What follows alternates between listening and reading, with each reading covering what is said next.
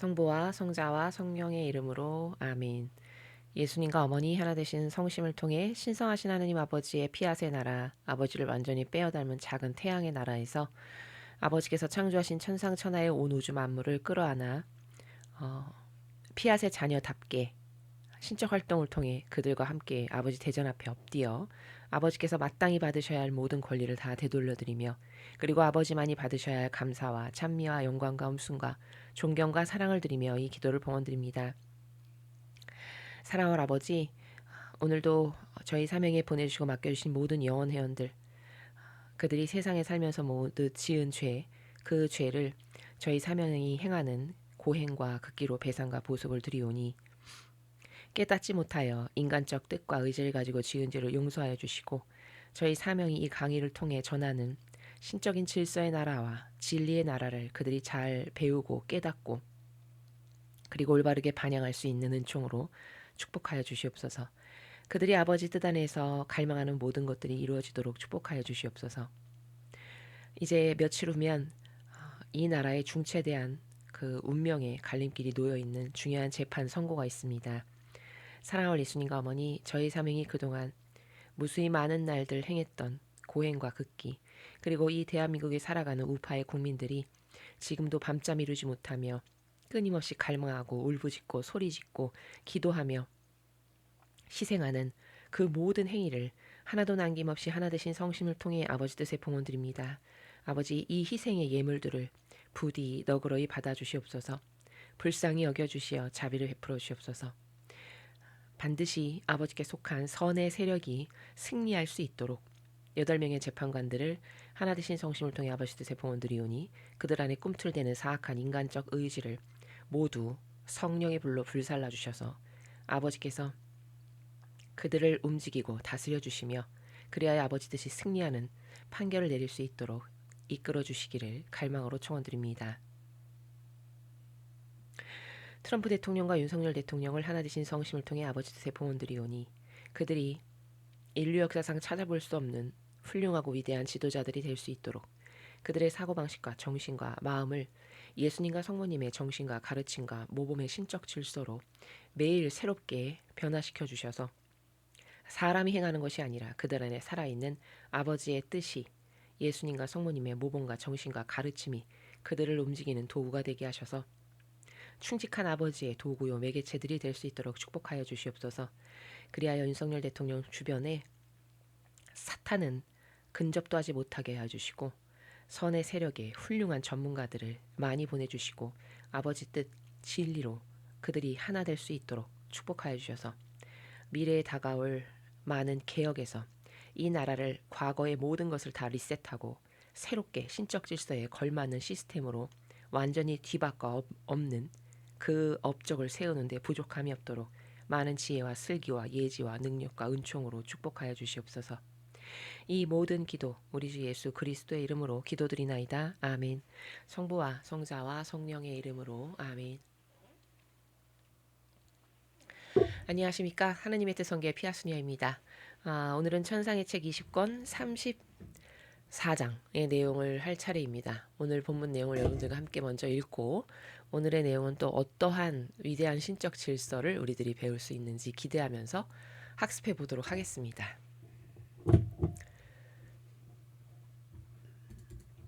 천상의 책 20권 34장. 하느님의 메아리요 작은 태양인 사람. 주님 마음 안에서 나오는 주님 자신의 글. 누가 지고한 피앗을 가리는 장막을 찢고 자기 마음을 열며 이 피앗을 초대하는가. 여느 때처럼 영원하신 의지 안에서 활동하고 있는데 언제나 사랑할 예수님께서 나의 내면에서 걸음을 옮기시며 이르셨다. 딸아, 너는 우리 성삼위의 메아리다. 네가 사랑하고 찬미하며 우리의 나라가 오도록 청하도록 우리의 뜻 안으로 들어오면 우리는 네 안에서 우리 사랑의 메아리와 우리 영광의 메아리를 듣고 또한 우리 피앗의 메아리를 듣는다. 그렇잖아도 우리의 피앗은 지상에 내려가서 다스리길 원하고 거듭거듭 청해지기를 어서 오시어 하늘에서와 같이 땅에서도 다스리소서 하는 재촉을 받기를 원하는데 말이다. 그리고 네가 창조된 만물 사이를 두루 돌아다니면서 그들 안에서 활동하는 지고한 뜻의 행위들을 따라가고 있으면 우리는 바다에서 골짜기에서, 산 위에서, 태양과 하늘과 별들 안에서, 곧 모든 것 안에서 너의 메아리를 듣는다. 이 메아리는 얼마나 아름다운지 우리의 모든 것 안에 울려 퍼지는 바로 우리 자신의 메아리다. 이 메아리 안에서 우리는 우리 목소리의 반향을 듣고 우리 작품들이 움직이는 소리, 우리의 발이 걸어가는 소리, 우리 심장이 구동치는 소리를 듣는다. 그리고 우리는 너의 자금으로 보면서 크게 기뻐한다. 네가 메아리 치면서 애써 우리의 목소리를 흉내내고 우리 작품들의 활동을 모방하고 우리 발걸음과 같은 소리를 내고 우리 자신의 심장 박동으로 살아가는 것을 보면서 말이다. 그러고 나서 그분은 한숨을 내쉬시고 덧붙여 말씀하셨다. 딸아, 태양이 이성을 가지고 있어서 태양이 되고 싶어하는 어떤 나무, 어떤 존재를 본다면 태양 자신의 빛과 열과 효과를 그 존재에게 더욱더 많이 주어 태양이 되게 할 것이다. 다른 존재들도 태양의 빛과 효과를 받지만 왜냐하면 사방으로 퍼져나가서 모든 곳에 있는 모든 존재에게 선을 베푸는 것이 빛의 본성이기 때문이다. 태양이 지닌 모든 성과 모든 반영을 한꺼번에 다 받는 그 다복한 존재는 태양이 될 것이다. 태양은 또 하나의 태양을 더 만들 수 있을 때 크나큰 영광과 만족을 느끼지 않겠느냐? 여러 세기가 흐르는 동안 온 땅은 태양의 수많은 효과를 받음으로써 태양으로 바뀐 그 하나의 존재만큼 큰 영광과 사랑을 태양에게 증명해 보인 적이 없었다. 영혼은 우리의 피앗 안에서 삶으로써 자기의 창조주를 닮아간다. 그러면 영원한 태양이신 그분이 그 영혼 위에 자신의 모든 반영을 집중시키시어 이 거룩하신 태양과 비슷한 모습의 작은 태양이 되게 하신다. 이것이 바로 우리가 이렇게 말한 인간 창조의 목적이 아니었겠느냐. 우리와 비슷하게 우리 모습으로 사람을 만들자. 우리가 사람을 빚어내면서 우리와 비슷하지 않게 만들어 사람이 자기 창조주의 모습을 자기 안에 지니지 않게 되었다면 그것은 우리 손이 만든 작품의 품위에 어울리지도 합당하지도 않았을 것이다. 또 우리와 비슷하지 않은 존재를 낳는 것은 우리의 태에서 나오는 저 새롭게 하는 숨의 능력이 아닐 것이다. 어떤 어머니가 눈과 입과 손발이 있고 모든 지체가 자기와 닮은, 즉 모든 지체가 자기 것들보다 작지만 그래도 어머니의 모든 기관을 갖추고 있는 아기를 낳지 않고 식물이나 새나 돌 따위 자기와 다른 무엇을 낳는다면 사람들이 이 어머니에 대해 어떻게 말하겠느냐? 어머니가 갓난아기 안에 자기 모습과 모든 지체들을 불어넣을 수 없었으니 그것은 믿을 수 없는 일이고 자연을 거스르는 일이며 어머니로서 부끄러운 일이라고 할 것이다. 이처럼 만물이 그들과 비슷한 존재를 낳아 기르거든 하물며 하느님께서야 한층 더 그렇게 하시지 않겠느냐? 모든 생겨남의 제일 원인이신 하느님의 영예와 영광은 사람을 그분 자신과 비슷한 모습으로 기르시는 것이었다. 그러니 따라 너는 내 뜻 안에서 끊임없이 날아다녀라. 내 뜻이 네 위에 그 광선들을 집중시키며 투사하여 너를 내 뜻의 작은 태양으로 만들기 위함이다. 그뒤 나는 지친 느낌이어서 흠숭아올 예수님께서 주신 말씀을 글로 옮길 결심을 하기 어려웠다. 그러자 예수님께서 갑자기 오셔서 그렇게 하기 위한 의지와 힘을 주셨다. 그리고 내게 이렇게 말씀하셨다. 딸아, 너는 이것을 알지 못하느냐? 우리의 이 글은 내 마음 깊은 곳에서 나오고 내가 이 안에 내 마음에 자애가 흘러들게 하는데 그것은 이 글을 읽게 될 사람들을 감동시키려는 것이다. 나는 또 이 글 안에 내 거룩한 말의 확고부동성도 흘러들게 한다. 그들을 내 뜻의 진리 안에 굳건하게 하려는 것이다.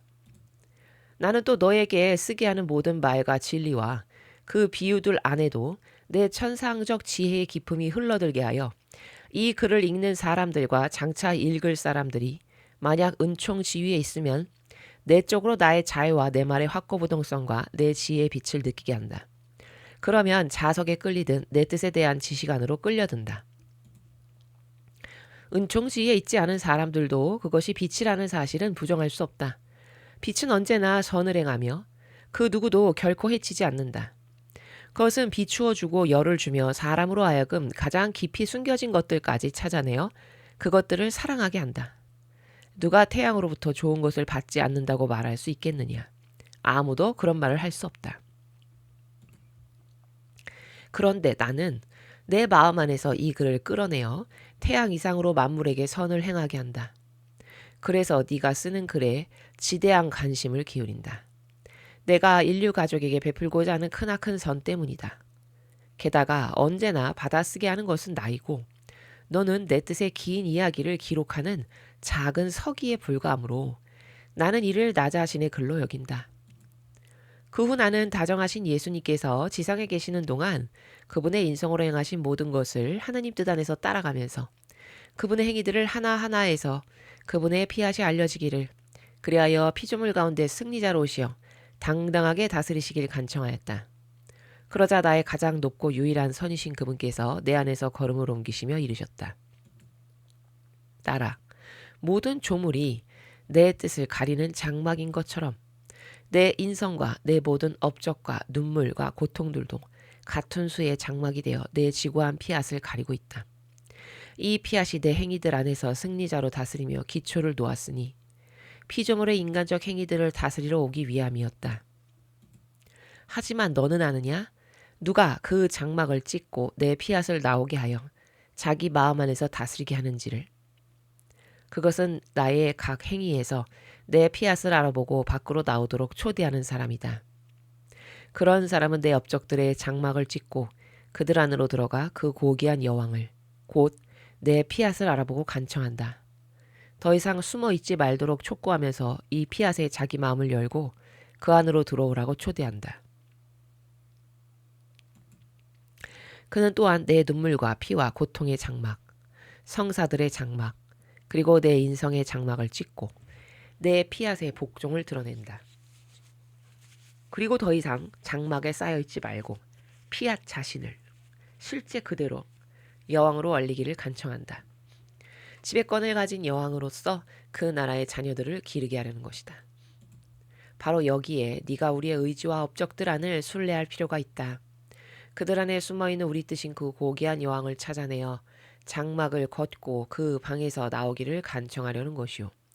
그리하여 모든 이가 이 뜻을 알아보고 그 다스림을 받게 하려는 것이다. 주님의 말씀입니다. 하느님 감사합니다.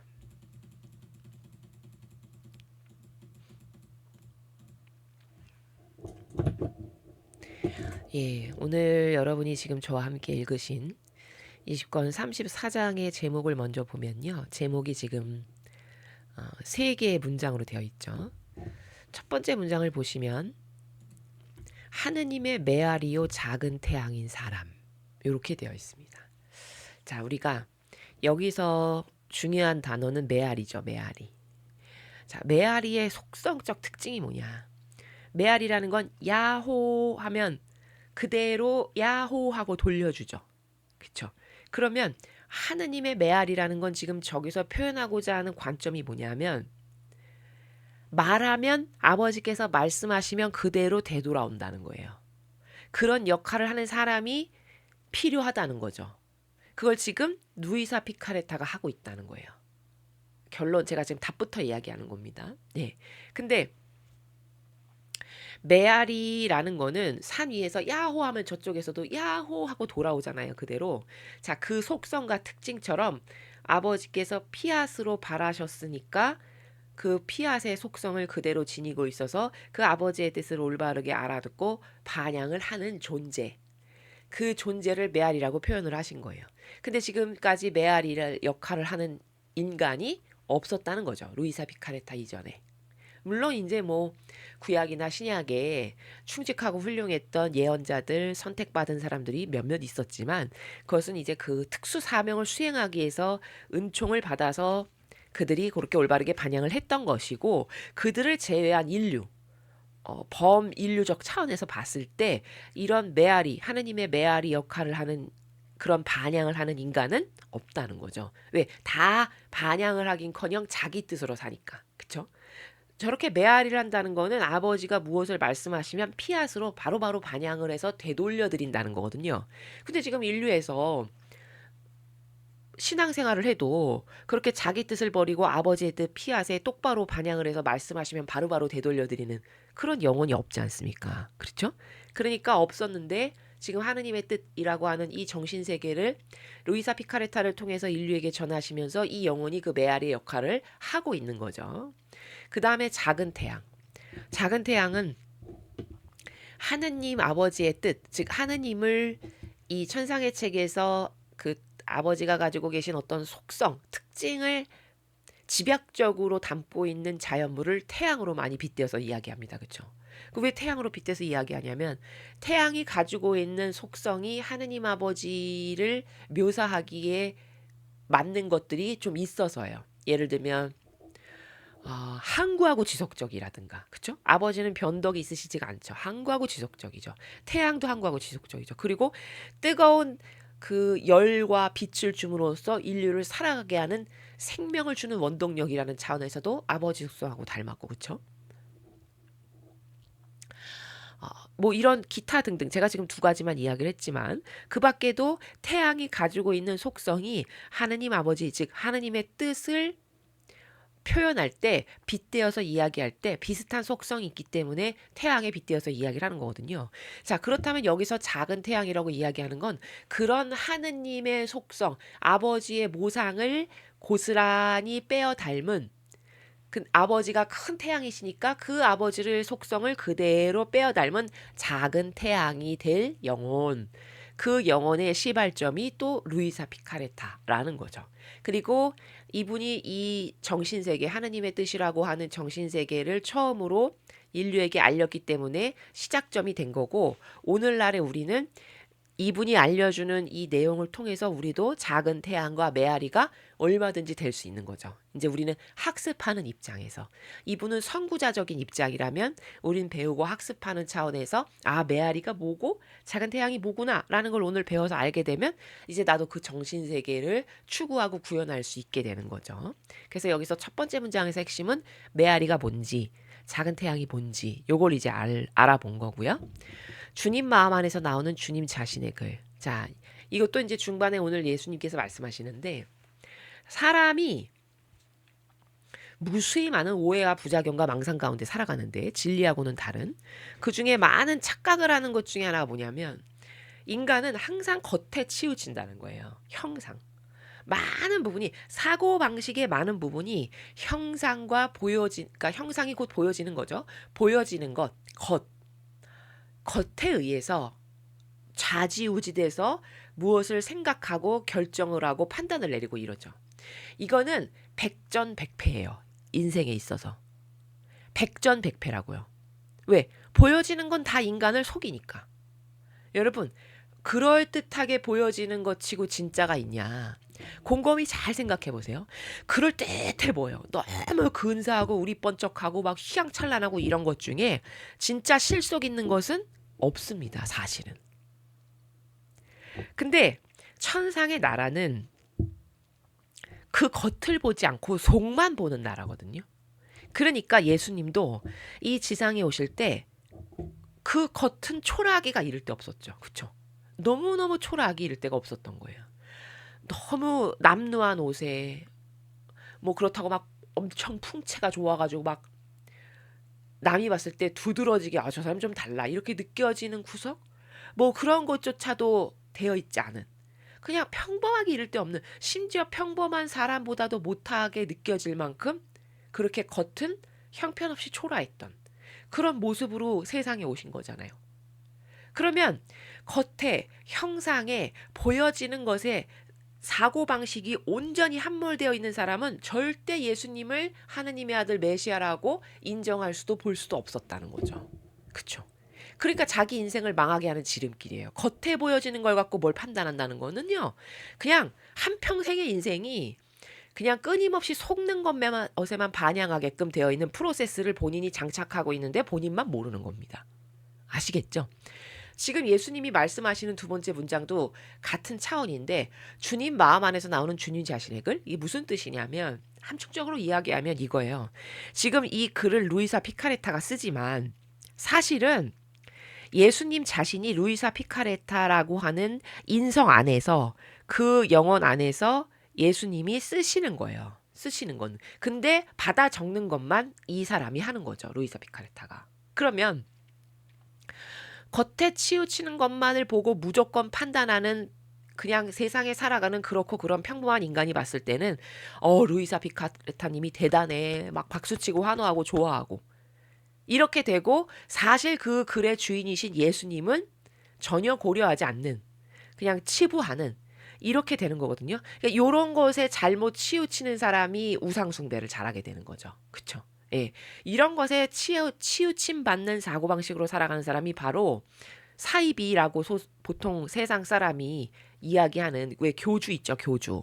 그런 교주들을 잘 섬기는 사람들이 그런 겉에 보이는 것에 치우치는 사람들이 그런 것에 빠질 확률이 높다는 거죠. 근데 예수님이 오늘도 지금 이 글에서 집어주시는 부분이 있어요. 네가 쓰는 게 아니라 내가 쓰는 거다 라고 말씀을 하시는 부분이 여러분 아까 본문 읽으셨죠? 예. 그럴 정도로 사람은 겉에 보이는 것에 치우침을 받는 그것에 근거해서 사고하고 생각하고 말하는 사고방식으로 온통 점철되는데 그렇게 계속 살면 그 인생은 망한다. 본질적인 것하고는 하나도 관련 없는 인생을 살다 죽을 테니까. 그러나 천상의 나라는 본질만 보고 속만 보고 내면만 보시는 나라다. 그렇다면 천상과 얼마나 정반대되는 나라입니까? 그쵸? 그럼 그 정반대되는 것에서 일평생 생각하고 말하고 행동하고 선택을 했으니 그 사람은 죽고 나서 남는 게 뭐가 있겠어요? 그렇죠? 그런 차원에서 말씀하신 거고 세 번째는 누가 지고한 피앗을 가리는 장막을 찢고 자기 마음을 열며 이 피앗을 초대하는가.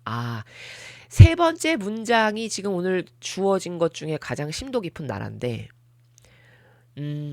지고한 피앗을 가리는 장막. 자, 우리가 예를 들어서 나무라고 해보죠. 산에 있는 나무에는 겉에 보이는 나무가 있고 그 나무의 속에는 피앗이라고 하는 속성이 있어요. 아버지 뜻에 그 창조될 때 심겨졌던 피앗이라고 하는 게 있다고요. 그러면 겉에 보이는 그 나무가 바로 여기서 말씀하시는 장막이에요. 피앗을 가리는 장막. 예. 겉에 형상적으로 우리 눈에 보이는 나무가 피앗을 가리는 장막이고요. 사실 그 나무 안에 속성적으로 지금 인간 눈에 보이지 않지만 그 나무가 아버지의 뜻에 반영을 하면서 살아가고 있는 그 피앗은 가려져 있는 거죠. 겉에 나무라고 하는 장막 속에. 이해가 되시나요? 예. 우주 만물은 그렇게 구성되어 있어요. 모든 피조물은 겉을 가리는 그 겉에 보이는 장막이 있고요. 그 장막을 찢고 들어가면 속 안에 피앗이라는 게 있다는 거예요. 아버지가 창조하실 때 피앗으로 생겨라 라고 말씀하실 때 심으셨던 각각의 피조물마다 심어 놓으셨던 그 피앗이라고 하는 게 그 내면에 다 있다고요. 하다못해 아주 보잘것없는 작은 들꽃까지도. 그렇죠? 그러면 지고한 피앗을 가리는 겉에 보이는 형상인 장막을 찢고 자기 마음을 열며 이 피앗, 그 속에 숨겨져 있는 피앗을 초대하는가. 초대한다는 건 뭐냐면 그러므로 이걸 적용하면 우리도 우리 겉에 보이는 이 거죽인 인간의 인성이 있고요. 겉에 보이는 육신이 있고요. 속에는 우리의 영혼에도 피앗이 있어요. 피앗으로 다 창조하셨기 때문에. 그러면 그 피앗이 나의 주가 돼야 돼요. 사실은. 피앗이시여 제 영혼 안에 심겨놓으신 피앗이시여 저를 다스려 주십시오. 요렇게 해야 된다는 거거든요. 근데 그런 피앗, 자기 보이는 겉에 그 인성이라고 하는 육이라고 하는 장막을 찢고 내 영혼 안에 있는 아버지의 뜻이 나를 창조하실 때 심으신 그 피앗이시여 저를 다스려 주십시오. 요렇게 초대할 이가 과연 누구이냐, 누가 있겠냐라는 말이에요. 마지막 문장이. 근데 그것을 지금 루이사 피카레타가 이 하느님의 뜻 영성을 전하는 첫 번째 사람으로서 그 피앗을 초대하는 영혼이고 이제 이 분이 보여주신 어떤 이런 표본의 근거에서 우리도 요걸 보고 배움으로써 이제 내 영혼의 주인이신 피앗이시여 저를 다스려 주십시오. 제 안에서 아버지 뜻을 이루어 주십시오. 요렇게 이제 구현할 수 있게 되는 거죠. 이해되셨나요? 그 차원에서 세 번째 문장을 말씀을 하신 겁니다. 자, 오늘은 이렇게 세 가지의 관점, 원리에 근거해서 예수님께서 이제 본문을 말씀하실 텐데요. 본문을 하나하나 보겠습니다. 여느 때처럼 영원하신 의지 안에서 활동하고 있는데 언제나 사랑할 예수님께서 나의 내면에서 걸음을 옮기시며 이르셨다. 딸아, 너는 우리 성삼위의 메아리다. 자, 우리가 아까 제목에서 봤던 메아리가 지금 첫 번째로 나오죠. 네가 사랑하고 찬미하며 우리나라가 오도록 청하도록 우리의 뜻 안으로 들어오면 우리는 네 안에서 우리 사랑의 메아리와 우리 영광의 메아리를 듣고 또한 우리 피앗의 메아리를 듣는다. 자, 지금 이게 무슨 차원이 나라냐면은 이 루이사 피카레타가 신적 활동을 계속 하잖아요. 하느님의 뜻 안에서. 근데 그 신적 활동을 할 때 아버지의 뜻이시여 이 온 우주 만물을 지금 다스리고 계시는데 인간만 다스리시지 못합니다. 이 인간 안에 살아있는 피앗도 다시 죽은 피앗이 발하게 하셔서 어서 오시어 이 인간을 다스려 주십시오. 이제 이런 무수히 많은 영적 활동과 신적 활동을 한단 말이죠. 이 사람이. 그러면 이분이 그렇게 이거 목소리로 크게 외치는 것도 아니고 속으로 그냥 하는 거잖아요. 정신활동으로. 그렇죠? 근데 그 정신활동을 추구할 때 이 아버지의 뜻을 올바르게 이 사람이 깨달아서 그것이 이루어지기를 구현되기를 원해서 청원하고 갈망하고 기도도 하고 하는 그 메아리. 그 하느님의 뜻에 그렇게 올바르게 반영하는 그 메아리를 들으신다라고 표현을 하시는 거예요. 그리고 그 메아리를 아무도 하느님께 그런 반향을 하거나 청원을 하거나 이런 올바른 영적 활동하거나 이런 사람이 없는데 이 사람만 지금 아버지의 의지를 잘 알고 그 의지에 맞게 반향을 이렇게 하고 있잖아요. 아버지께서 인류를 다스리기를 원하셔. 지금 못 다스리고 계셔. 그러니까 어서 인간에게 오셔서 다스려 주십시오. 아버지 인간 안에 죽어있는 저 모든 피앗들이 다시 발하여 살아나게끔 그래서 아버지의 뜻이 다스려 주시기를 이 모든 인류들도 원하도록 이렇게 이들의 정신세계, 이들의 사고방식에 있는 마귀를 몰아내시고 뭐 기타 등등 이런 걸 계속 한단 말이에요. 그러면 그 메아리가 너무 감미롭고 사랑스럽게 들리는 거죠. 왜? 그런 행위를 한 사람이 지금까지 아무도 없었으니까. 그리고 올바르게 반영하는 영혼을 보니까 기쁘신 거예요. 바로 그걸 보고 피앗의 메아리를 우리가 지금 듣고 있다. 네가 그렇게 청할 때마다 이 말씀이세요. 그렇잖아도 우리의 피앗은 지상에 내려가서 다스리길 원하고 거듭거듭 청해지기를 어떻게 청해지기를 아버지가 바라신다는 거예요. 어서 오시어 하늘에서 같이 땅에서도 다스리소서. 이게 주의 기도에 있는 말씀이죠. 기도죠. 주의 기도는 전반부는 인간이 원하는 바 아버지 우리의 일용할 양식을 주시고 기타 등등 그리고 후반부는 어서 와서 우리를 다스려 주십시오라고 하는 속성으로 되어 있는 기도예요. 천상에서 아버지께서 지금 다스리시는 것과 같이 이 지상도 어서 빨리 아버지의 뜻으로 다스려 주십시오. 청원 드리는 기도가 주님의 기도입니다. 그래서 후미에 어서 오시어 하늘에서와 같이 땅에서도 다스려 주십시오라고 청원 드리는 걸로 나오죠. 이 청원이 그냥 앵무새처럼 하는 기도가 아니라 어서 빨리 아버지께서 주의 기도를 통해서 우리들에게 가르쳐 주신 것처럼 어서 오셔서 이 지상에서 살아가는 영혼들을 아버지 뜻이 다스려 주십시오라고 이 영혼이 루이사 피카레타가 끊임없이 그것을 간구하고 청원 드리고 요청하고 이런 것을 하는 것을 지금 듣고 계신 거예요. 3일째 하느님 아버지께서. 그리고 그걸 메아리로 듣는다 이렇게 말씀을 하시는 거예요. 그걸 하는 영혼이 아무도 없는데 너가 그걸 하고 있구나. 내가 그 재촉받기를 원하는데 네가 이런 것을 메아리로서 청원을 하고 있구나 라고 말씀을 하시는 거죠. 지금. 그것이 반갑고 기쁘셔서 이런 말씀을 하시는 겁니다. 그러니까 하느님 아버지의 뜻은 이 지상에 살아가는 인간을 다스리시는 거예요. 그 각각 마음 안에 그 피앗이 있고 그 피앗을 사람이 스스로 초대해서 제 마음 안에 제 영혼 안에 계시는 피앗이시여 저를 다스려 주십시오. 요렇게 청하면 그때부터 아버지가 다스리세요. 그 영혼 각각을. 근데 강제로는 안 하신단 말이에요. 하느님께서는. 이거는 다 아시는 기본이시죠? 예. 하느님은 강제 억지로는 안 하세요. 그러니까 본인들이 자발적으로 요청을 해야 돼요. 왜냐하면 자유의지를 존중하시기 때문에 그래요. 아버지 법칙은 그러세요. 그러니까 그러면 나도 하나님이 다스려 주시지 이렇게 할 게 아니라 본인의 자유의지가 진정 원해서 나도 하나님의 다스림을 받길 원하는가? 아버지가 내 영혼을 다스려 주시길 원하나? 잘 생각해보고 진짜 그걸 원한다 본인이 그럼 갈망으로 청하시면 돼요. 마음으로. 청하면 마음의 그림자도 아시기 때문에 내가 목청껏 소리 높여서 하지 않아도 아버지는 이미 들으셨어요. 의지를 갖는 순간. 그러면 내가 자발적 자유의지로 원해서 내 의지를 내어드렸기 때문에 다스리신다고요. 그때부터. 그렇게 인류를 아버지가 그들 영혼 각각 안에 심겨놓으신 피앗을 발하게 하셔서 다스리시는 게 아버지의 계획이시란 말이에요. 그래서 전 인류를 다 그렇게 다스릴 수가 있게 돼.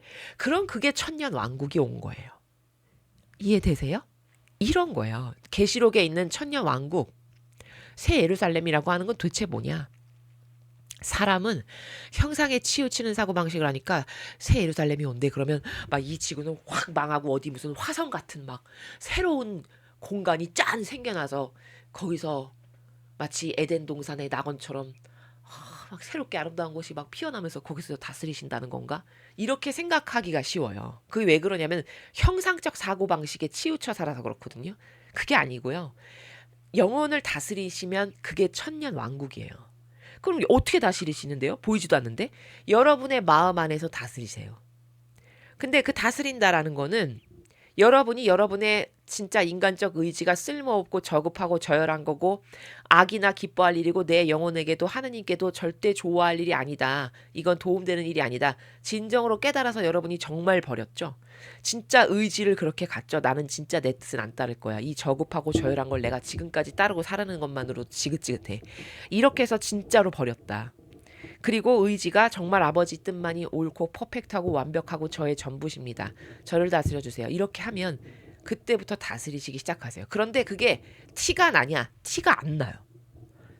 본인을 다스리셔도 본인은 잘 모를 수도 있어요. 많은 사람은 많은 경우에 모를 수 있어요. 근데 이제 그 다스리신다는 것도 왜 그러면 본인이 모르냐면 마음 안에서 본질적으로 다스리는 건데 한 번도 그런 걸 해본 적이 없잖아요. 우리는 다 겉에 보여지는 걸로만 익숙하지. 그쵸? 그러니까 마음 안에 오셔서 다스리셔도 잘 모른다니까요. 게다가 다스리신다는 게 무슨 뭐 여기 있던 물건이 확 일로 옮겨지는 이런 차원이냐? 그런 차원이 아니에요, 여러분. 다스리신다는 거는 예를 들면 많은 케이스가 있겠지만 예를 들면 내가 자꾸 늘 A만 하던 사람인데 자꾸 A를 안 하고 C를 하는 사람으로 점차 변화되게 돼요. 이게 다스리신다는 증거거든요. 근데 그 A를 하던 사람이 막 하루아침에 확 달라져가지고 막 확 C를 하고 이런 게 아니잖아요. 그렇죠? 인간이란 존재가 그렇게 확 바꿔지는 게 아니라 서서히 A를 하던 빈도수가 100이었는데 A를 하던 빈도수가 자꾸 90, 80, 70, 60, 50 이렇게 줄어. 그러면서 내가 자꾸 영적인 거, 신적인 거, 예수님과 성모님을 닮은 것만 하는 쪽으로 자꾸 생각과 행위와 말을 그런 쪽으로 하는 이런 식으로 싹 바뀌게 돼요. 근데 이것이 이렇게 스무스하게 바뀌면 지금 하느님이 내 안에서 다스리셔서 내 기호와 정서를 바꿔주고 계시는 건데 사실은 그걸 그렇게 못 느낀다는 거죠. 요런 민감하고 섬세하고 디테일한 부분이에요. 그렇기 때문에 사람이 못 느끼는 거지 그렇게 내가 정말 진정성 있게 내 의지를 다 버리고 나를 다스려 주세요라고 했는데 달라진 게 없는 것 같아요. 이런 사람도 많거든요. 근데 그것은 그냥 본인이 못 느끼는 거지 사실은 아버지가 개입하기 시작하신 거다. 그리고 개입하신 것을 여러분이 조금이라도 눈치채시라고 제가 지금 그 중에 한 가지의 예를 든 거예요. 이해되시죠? 예. 요렇게 다스려지는 거예요.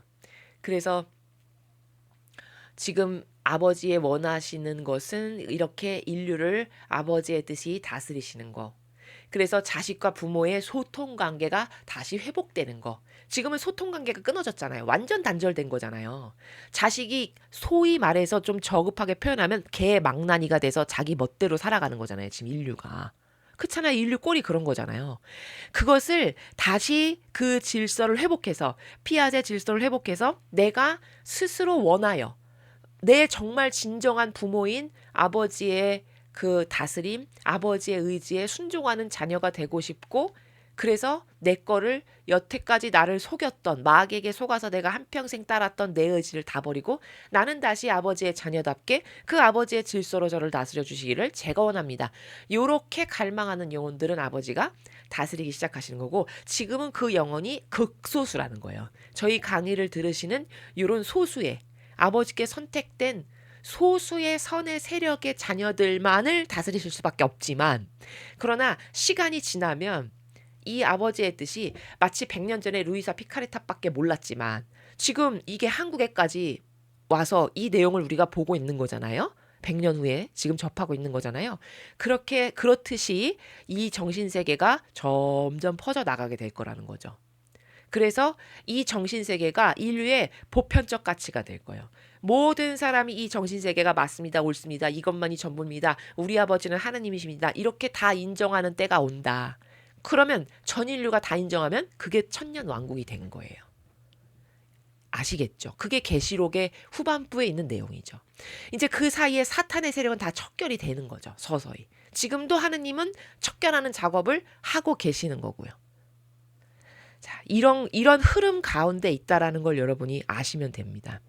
그래서 사실 우리들의 마음 안에, 인간 마음 안에 예수님께서 살아가시는데 사람이 자기가 인정을 안 해서 예수님이 아무것도 하실 수 없는 상태, 하느님 아버지와 성모님께서 아무것도 하실 수 없는 상태예요. 지금 대다수의 영혼은 그런 상태거든요. 그런데 그렇게 하느님이 다스리시는 걸 인정하고 받아들이고 아버지 권리를 인정해서 저를 다스려 주십시오, 이런 지상의 그런 영혼이 자꾸 많아지죠. 자꾸 많아져서 전체가 그렇게 되죠.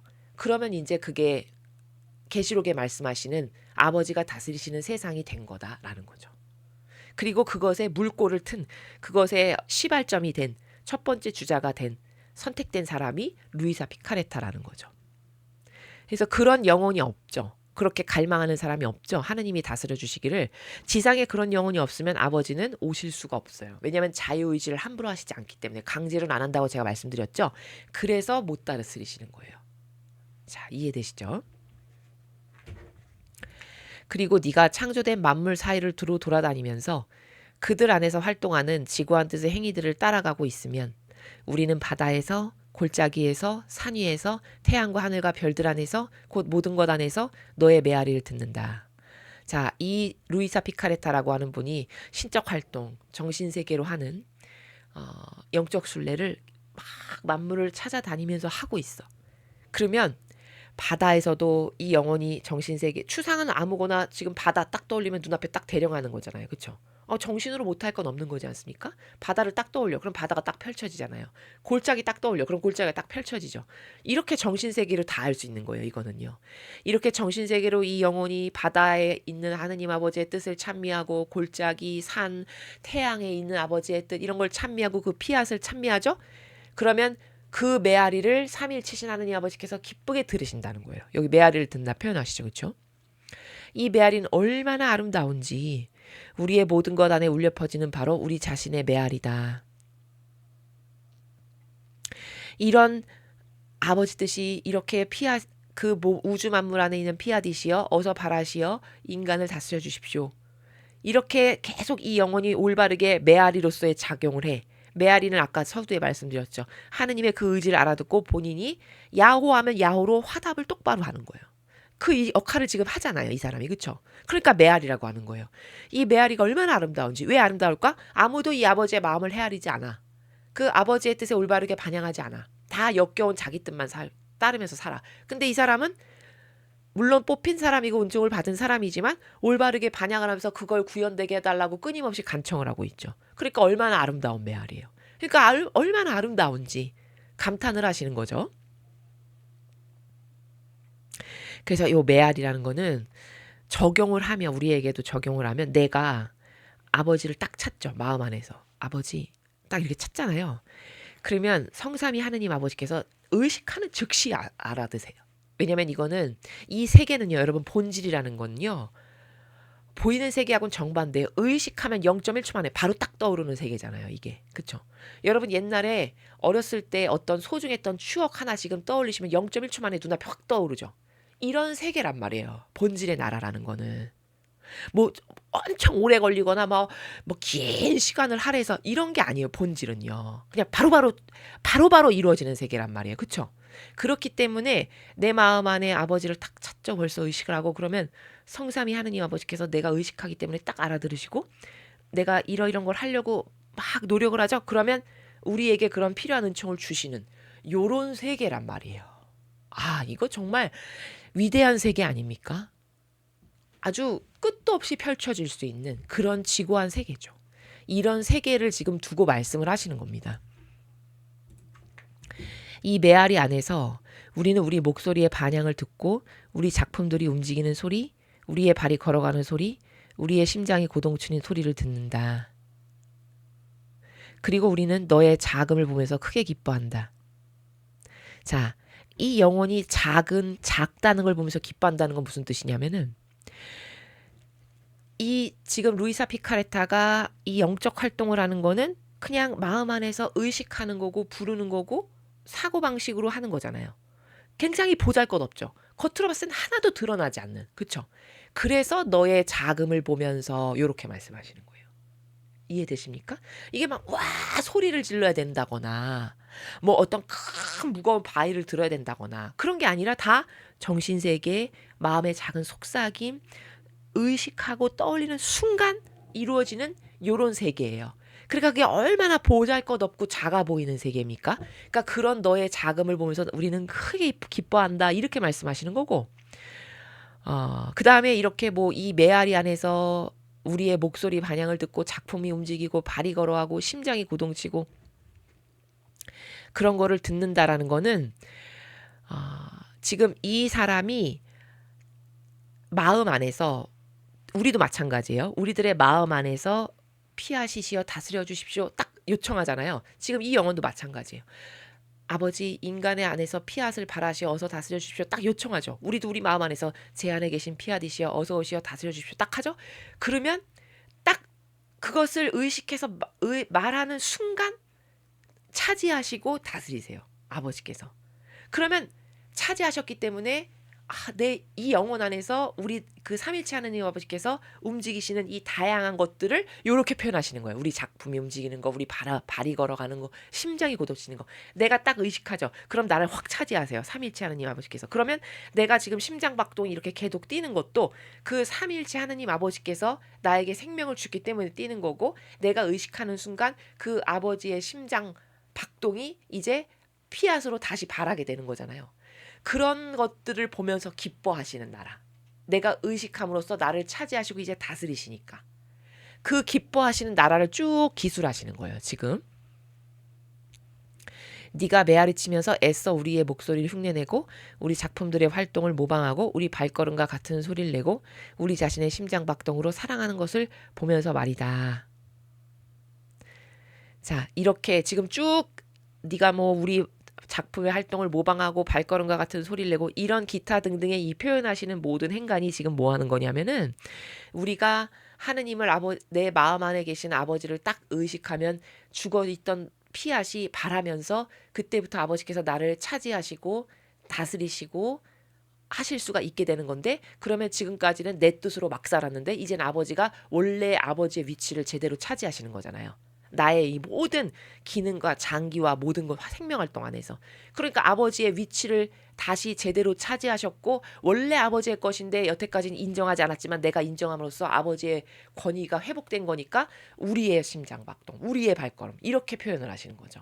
내가 아버지의 것을 인정해 드렸기 때문에 그래서 내가 기쁘다라고 말씀하시는 그런 나라입니다. 지금 요 3절의 나라가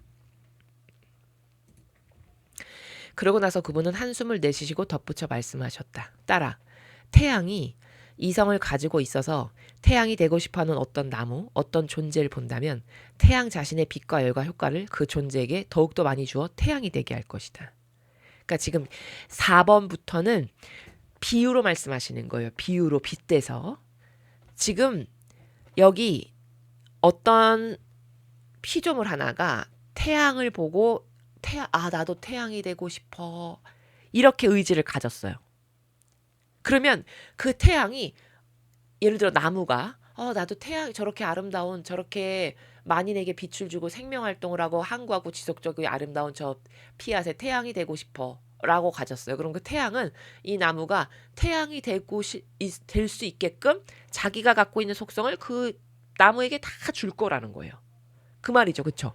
즉 이거는 지금 뭘 빗대서 말씀하시는 거냐면은 피앗이 되고 싶은 즉 하느님 아버지를 완전히 빼어닮은 작은 태양이 되고 싶은 어떤 영혼이 있다면 나는 그 영혼에게 내 태양의 모든 속성을 다 줄 텐데 근데 안타깝게도 그걸 원하는 영혼이 없구나. 이 나라에서 말씀하시는 거예요. 우리들을 두고 하시는 말입니다. 인류를 두고 하시는 말씀이에요. 그걸 지금 태양에 빗대서 표현을 하시는 거예요. 잘 보십시오. 그러니까 피한 나라의 신뢰관계는 이렇다는 거예요. 원하죠. 내가 진정으로 피앗으로 나를 다스려 주시기를. 내가 진짜 하나님을 닮은 작은 태양이 되기를. 이렇게 원하죠. 그럼 내가 내 원의가 진정성으로 그걸 원하기 때문에 그걸 닮을 수 있는 속성을 하나님 아버지께서 나에게 주신다는 거예요. 문제는 원하는 사람이 없다는 거죠. 지금 그 얘기를 하시는 겁니다. 다른 존재들도 태양의 빛과 효과를 받지만 왜냐하면 사방으로 퍼져나가서 모든 곳에 있는 모든 존재에게 선을 베푸는 것이 빛의 본성이기 때문에 다른 모든 이 지구상에 있는 아니 사실은 온 우주 만물에 있는 모든 존재가 태양의 엄청난 효과를 받아 누리고 있지만 그렇지만 태양이 지닌 모든 선과 모든 반영을 한꺼번에 다 받는 그 다복한 존재는 태양이 될 것이다. 그렇게 태양으로부터 모든 선익을 받아 누리고 있지만 전 우주 만물이 특별히 태양이 되고 싶어. 나도 저렇게 태양의 속성을 가졌으면 하고 원하는 영혼이 있다면 태양이 갖고 있는 모든 선과 모든 반영을 한꺼번에 다 받는 다복한 존재. 그걸 원하는 존재. 그걸 원하는 영혼이 있다면 그는 작은 태양이 될 것이다. 이렇게 표현을 하시는 겁니다. 그 은총을 내가 줄 거니까 이 말씀이세요. 그래서 여기 보면은 여기 태양이 지닌 모든 선 이렇게 표현했죠. 여기 요 태양이 바로 아버지의 뜻을 가장 잘 반영하는 것이기 때문에 태양에 빗대어서 아버지를 말씀하시는 거예요. 그 아버지를 닮기 원하고 그 아버지를 닮은 다 작은 태양이 되길 원하면 아버지가 가지고 계신 모든 속성을 내가 그 자식한테 줄 텐데 이런 말이라는 거죠. 태양은 또 하나의 태양을 더 만들 수 있을 때 크나큰 영광과 만족을 느끼지 않겠느냐? 여러 세기가 흐르는 동안 온 땅은 태양의 수많은 효과를 받음으로써 태양으로 바뀐 그 하나의 존재만큼 큰 영광과 사랑을 태양에게 증명해 보인 적이 없었다. 자, 태양이 또 자기를 닮은 또 하나의 태양을 만든다면 얼마나 큰 영광이고 만족이겠니? 즉 다시 말해서 어떤 영혼이 나를 닮으려고 노력을 해. 하느님 아버지의 모상을 내가 닮아서 태어났는데 아버지의 모든 속성을 나도 가졌으면 내가 예수님과 성모님을 제발 닮았으면 이런 걸 원하는 영혼이 있어. 그럼 내가 그 영혼에게 나를 닮을 수 있는 그 속성을 은총으로 줄 텐데 그리고 그 영혼이 나를 닮았다면 영광이고 만족이지 않겠니? 이런 말씀이시죠. 근데 여러 세기가 흐르는 동안 태양의 수많은 효과를 받음으로써 태양으로 바뀐 그 하나의 존재만큼 큰 영광과 사랑을 태양에 증명해 보인 적이 없었다. 자, 그렇게 해서 어떤 영혼이 그 태양을 완전히 빼어 닮은 작은 태양이 돼. 그러면 그것보다 더 큰 영광과 사랑을 증명해 보일 영혼은 없는 거란다. 그런데 안타깝게도 그런 영혼이 없구나. 이 뉘앙스예요. 여기 쓰여 있지 않지만. 이해되셨죠? 영혼은 우리의 피앗 안에서 삶으로써 자기의 창조주를 닮아간다. 자, 이제 본격적으로 5번까지는 태양이라고 하는 우리가 눈으로 볼 수 있는 사물에 빗대서 표현하신 거고 비유법으로 6번은 이제 직접적으로 말씀하시는 거예요. 6번부터는 영혼은 우리의 피앗 안에서 살 때 자기 창조주를 닮아간다. 왜? 피앗으로 창조가 됐으니까 우리라고 하는 존재가 우주 만물도 그 창조된 그 속성 안에서 살 때만이 그 본연의 자신을 회복하고 만드신 분을 닮을 수가 있는 거죠. 당연한 거죠. 그렇죠? 그러면 영원한 태양이신 그분이 그 영혼 위에 자신의 모든 반영을 집중시키시어 이 거룩하신 태양과 비슷한 모습의 작은 태양이 되게 하신다. 자, 하느님의 속성을 닮은 작은 태양이 되게끔 그 영혼에게 아버지가 가진 속성을 은총으로 줄 텐데 이 말이죠. 이것이 바로 우리가 이렇게 말한 인간 창조의 목적이 아니었겠느냐? 자, 우리를 만든 창조의 목적이 뭐라고요? 아버지를 닮은 자녀가 되는 것. 그래서 여기 후미에 나왔죠. 우리와 비슷하게 우리 모습으로 사람을 만들자. 자, 이게 어디에 나와요? 창세기 1장 26절이죠. 하느님은 우리를 왜 만드셨냐? 자식을. 아버지를 닮은 자식이 되기를 원하셨어요. 근데 겉만 닮은 거지, 겉만. 속의 속성은 하나도 안 닮은 거예요. 지금 인류는. 완전 사탄을 닮은 거죠. 변질될 대로 변질돼서. 그렇죠? 내가 내 자식을 만들 때 나를 닮은 자식이 나오기를 바래서 만들었건만 나를 닮은 자식이 이제 인류에서 없는 상태. 예수님과 성모님 말고는 그 온전하게 완벽하게 하느님을 닮은 모상으로 구현된 사람이 없는 상태잖아요. 지금. 그렇죠? 그런 것을 말씀하시는 거죠. 우리가 사람을 빚어내면서 우리와 비슷하지 않게 만들어 사람이 자기 창조주의 모습을 자기 안에 지니지 않게 되었다면 그것은 우리 손이 만든 작품의 품위에 어울리지도 합당하지도 않았을 것이다. 또 우리와 비슷하지 않은 존재를 낳는 것은 우리 태에서 나오는 저 새롭게 하는 숨의 능력이 아닐 것이다. 자, 하느님이 우리를 빚어내셨을 때 하느님 아버지, 삼일체 하느님 아버지와 비슷하지 않게 만들었다면은 그건 합당하지가 않다라고 말씀하시는 거죠. 또 그렇게 비슷하지도 않은 존재를 낳았다는 거는 숨의 능력이 아닐 것이다가 무슨 말이에요. 여기는 이 숨의 능력이 뭐냐면요. 왜 창세기에 보면은 마지막에 인간을 다 빚은 다음에 거기다가 숨을 후 이렇게 불어넣었다고 나오죠. 그 숨이에요. 지금 여기 숨의 능력이라는 게. 그 숨은 많은 의미를 담고 있는데 아버지의 속성으로 후 불어넣었다는 거예요. 예수님과 성모님의 속성을 우리 인간에게 후 하고 불어넣었다는 거예요. 그 속성을 가지게끔. 근데 지금 살아가는 모습을 보니까 하나도 안 닮았어. 하느님 아버지 예수님과 성모님을 닮은 속성이 안 보여. 그러니까 그 숨의 능력이 아닐 것이다. 그렇게 닮지 않은 것이 태어났다는 건 그 숨의 능력이 지금 거기에게 온전하게 남아있지 않은 상태다. 이런 말이죠. 어떤 어머니가 눈과 입과 손발이 있고 모든 지체가 자기와 닮은 모든 지체가 자기 것들보다 작지만 그래도 어머니의 모든 기관을 갖추고 있는 그런 아기를 낳지 않고 식물이나 새나 돌 따위 자기와 다른 무엇을 낳는다면 사람들이 이 어머니에 대해 어떻게 말하겠느냐? 해괴망측하죠. 기괴하죠.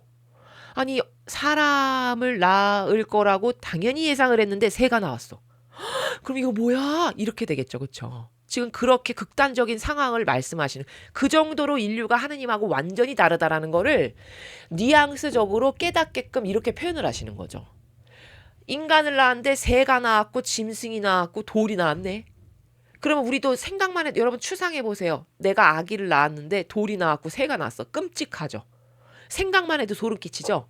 지금 그렇게 소름 끼치시는 거예요. 아버지께서. 낳아놨더니 돌이 나왔고 짐승이 나왔고 새가 나온 상태랑 똑같다라는 걸 지금 빗대어 말씀하시는 거죠. 뉘앙스로 잘 알아들어야 돼요. 그렇게 말씀하시는 거죠. 어머니가 갓난아기 안에 자기 모습과 모든 지체들을 불어넣을 수 없었으니 그것은 믿을 수 없는 일이고 그렇지. 딱 낳았는데 돌이 나왔으면 믿을 수가 없는 일이죠. 자연을 거스르는 일이며 그렇죠. 모든 동물은 아니 강아지가 강아지 새끼를 낳지 강아지가 새를 낳지는 않잖아요. 그 다 순응하는 피아스의 나라에서 올바르게 반영하면서 순응하는 동물들은 자기랑 똑 닮은 건 낳잖아. 그쵸? 아니 고양이를 보니까 진짜 옛날 어르신들이 피는 못 속여 이런 말씀하시는 게 뭔지를 알겠구나. 제가 생각했던 게 뭐냐면 고양이가 얼마 전에 새끼 난 걸 제가 이렇게 봤는데 그 어미하고 그 아버지, 고양이 아버지랑 어머니 그 두 개의 색깔이 진짜 골고루 나오더라고요. 골고루. 그 색깔이 하나도 안 미치는 것 없이 골고루 조합해서 나오는 걸 제가 보고 야 진짜 창조의 신비다. 제가 그걸 생각했는데 그렇게 모든 피조물은 완전히 닮은 꼴을 낳는단 말이에요. 속일 수가 없어. 색깔까지도 배합이 정확해요. 보니까. 근데 인간만 안 닮았어. 하느님이 만드셨는데 하느님의 자식인데 믿을 수 없는 일이라는 거죠. 자연을 거스르는 일이라는 거예요. 그렇죠? 어머니로서 부끄러운 일이라고 할 것이다. 지금 이렇게 빗대어서 말씀하시는 거죠. 아버지의 심경을 어떤 어머니에 빗대어서 말씀하시는 거죠. 근데 이렇게 인류가 하느님을 전혀 닮지가 않았으니 이게 나에게는 치욕이고 부끄러움이다 라는 거를 이렇게 표현하시는 겁니다. 아버지께서 지금.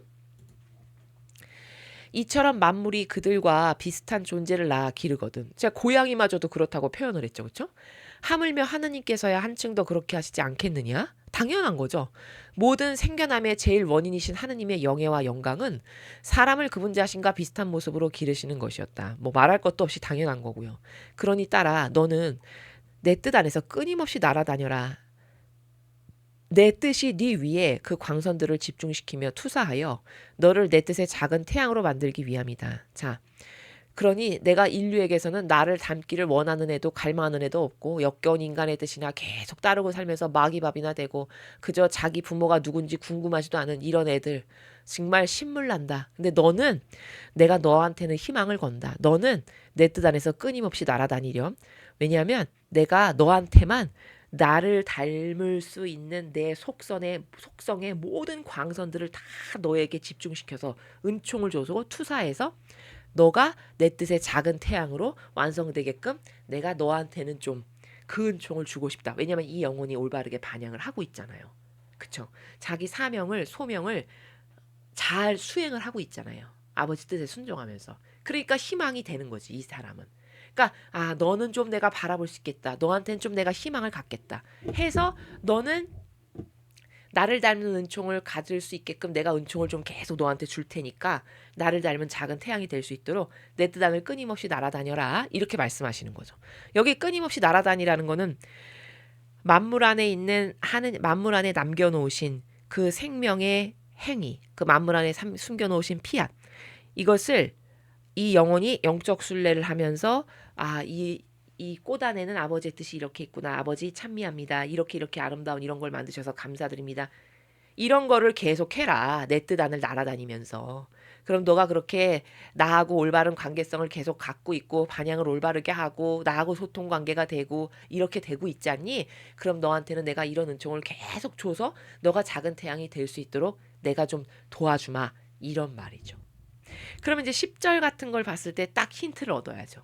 나도 하느님 아버지께서 루이사 피카레타 같이 작은 태양으로 나도 만들어 주셨으면 좋겠어. 그럼 나도 이 영혼처럼 저렇게 영적 순례를 하면서 내 뜻과 내 의지와 내 기호 정석 경향 이런 거 싹 다 버리고 진짜 자신의 의지가 하느님의 뜻, 피앗 그것만이 내 영혼을 다스리고 지배하길 원하시나 본인이 본인의 양심과 갈망을 잘 성찰해 보시고 진짜 그걸 원해. 그럼 싹 다 버리고 그걸 계속 청원을 드려. 그럼 이런 은총을 우리들에게도 주신다는 거죠.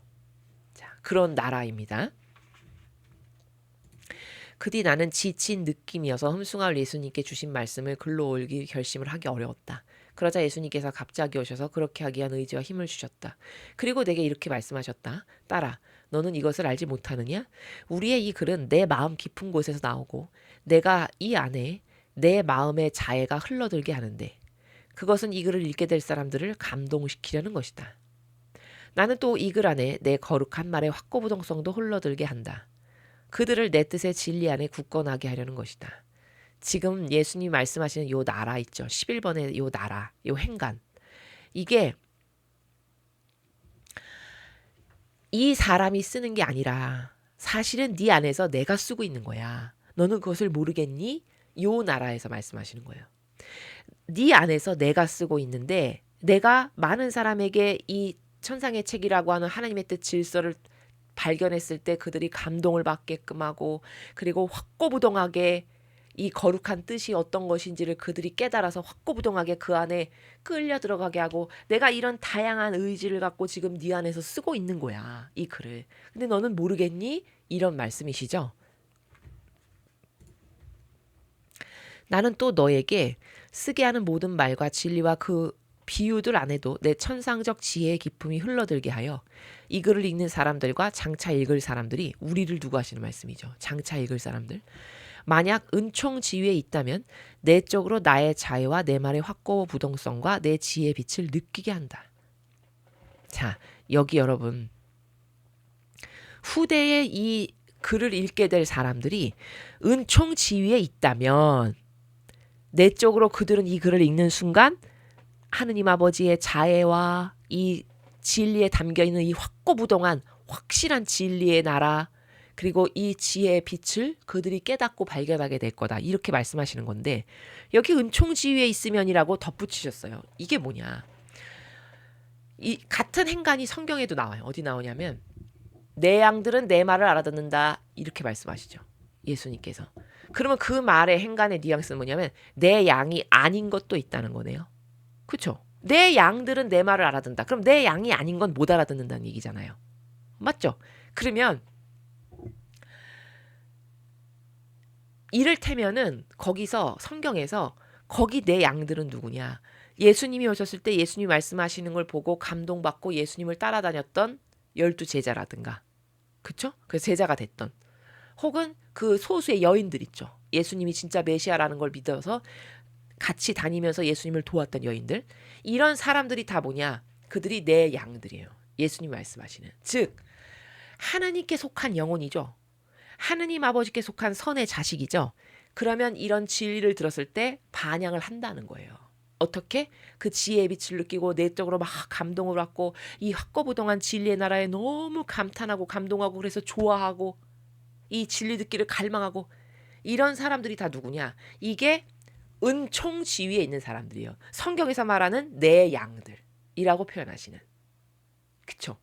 그러나 이걸 박해하고 싫어하고 저주하고 이거 들으면 뭐 지겨워하고 지루하고 별로 들어오지 않고 이건 다 왜냐? 그게 은총지위에 있지 않아서 그런 거예요. 혹은 성경에서 말하면 내 양들이 아닌 거죠. 예수님 말씀하시는. 그럼 성경에서 내 양들이 아닌 게 그 당시에 누구예요? 바리새인 율법학자들. 그건 내 양들이 아닌 거예요. 하느님 아버지께 속한 선의 세력이 아닌 거예요. 아니니까 그토록 예수님을 박해하고 핍박하고 죽이지 못해서 안달이고. 그렇죠? 그러나 하나님께 속한 백성은 그 예수님의 말씀을 듣기 위해서 몰려들고 막 감동받고 심지어 막달라 마리아는 예수님 별 말씀 하시지도 않았어요. 그냥 자기가 죽을 위치에 처했는데 너희 중에 죄 없는 사람부터 이 여인에게 쳐라 한마디 하셨는데 그 한마디를 통해서 예수님을 알아본 거지. 그 영혼에게 은총이 있어서. 그리고는 계속 따라다니잖아요. 그 여인들과 함께. 이런 게 뭐냐? 그런 게 은총 지위에 있는 사람들인 거예요. 이해되시나요?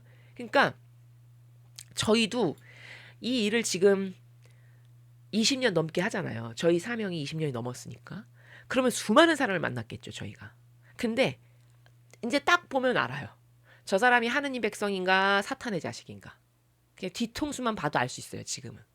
왜냐면 너무 많은 경험을 했기 때문에 이제 데이터가 쌓여 있는 게 있죠, 저희에게. 또 예수님이 알려주시고 저희들 마음 안에서. 근데 100이면 100. 하느님의 자녀면 진리에 감동하고 감탄하고 진리를 그토록 좋아하고 진리 못 들으면 못 참아요. 그게 하느님의 자식이라는 증거예요.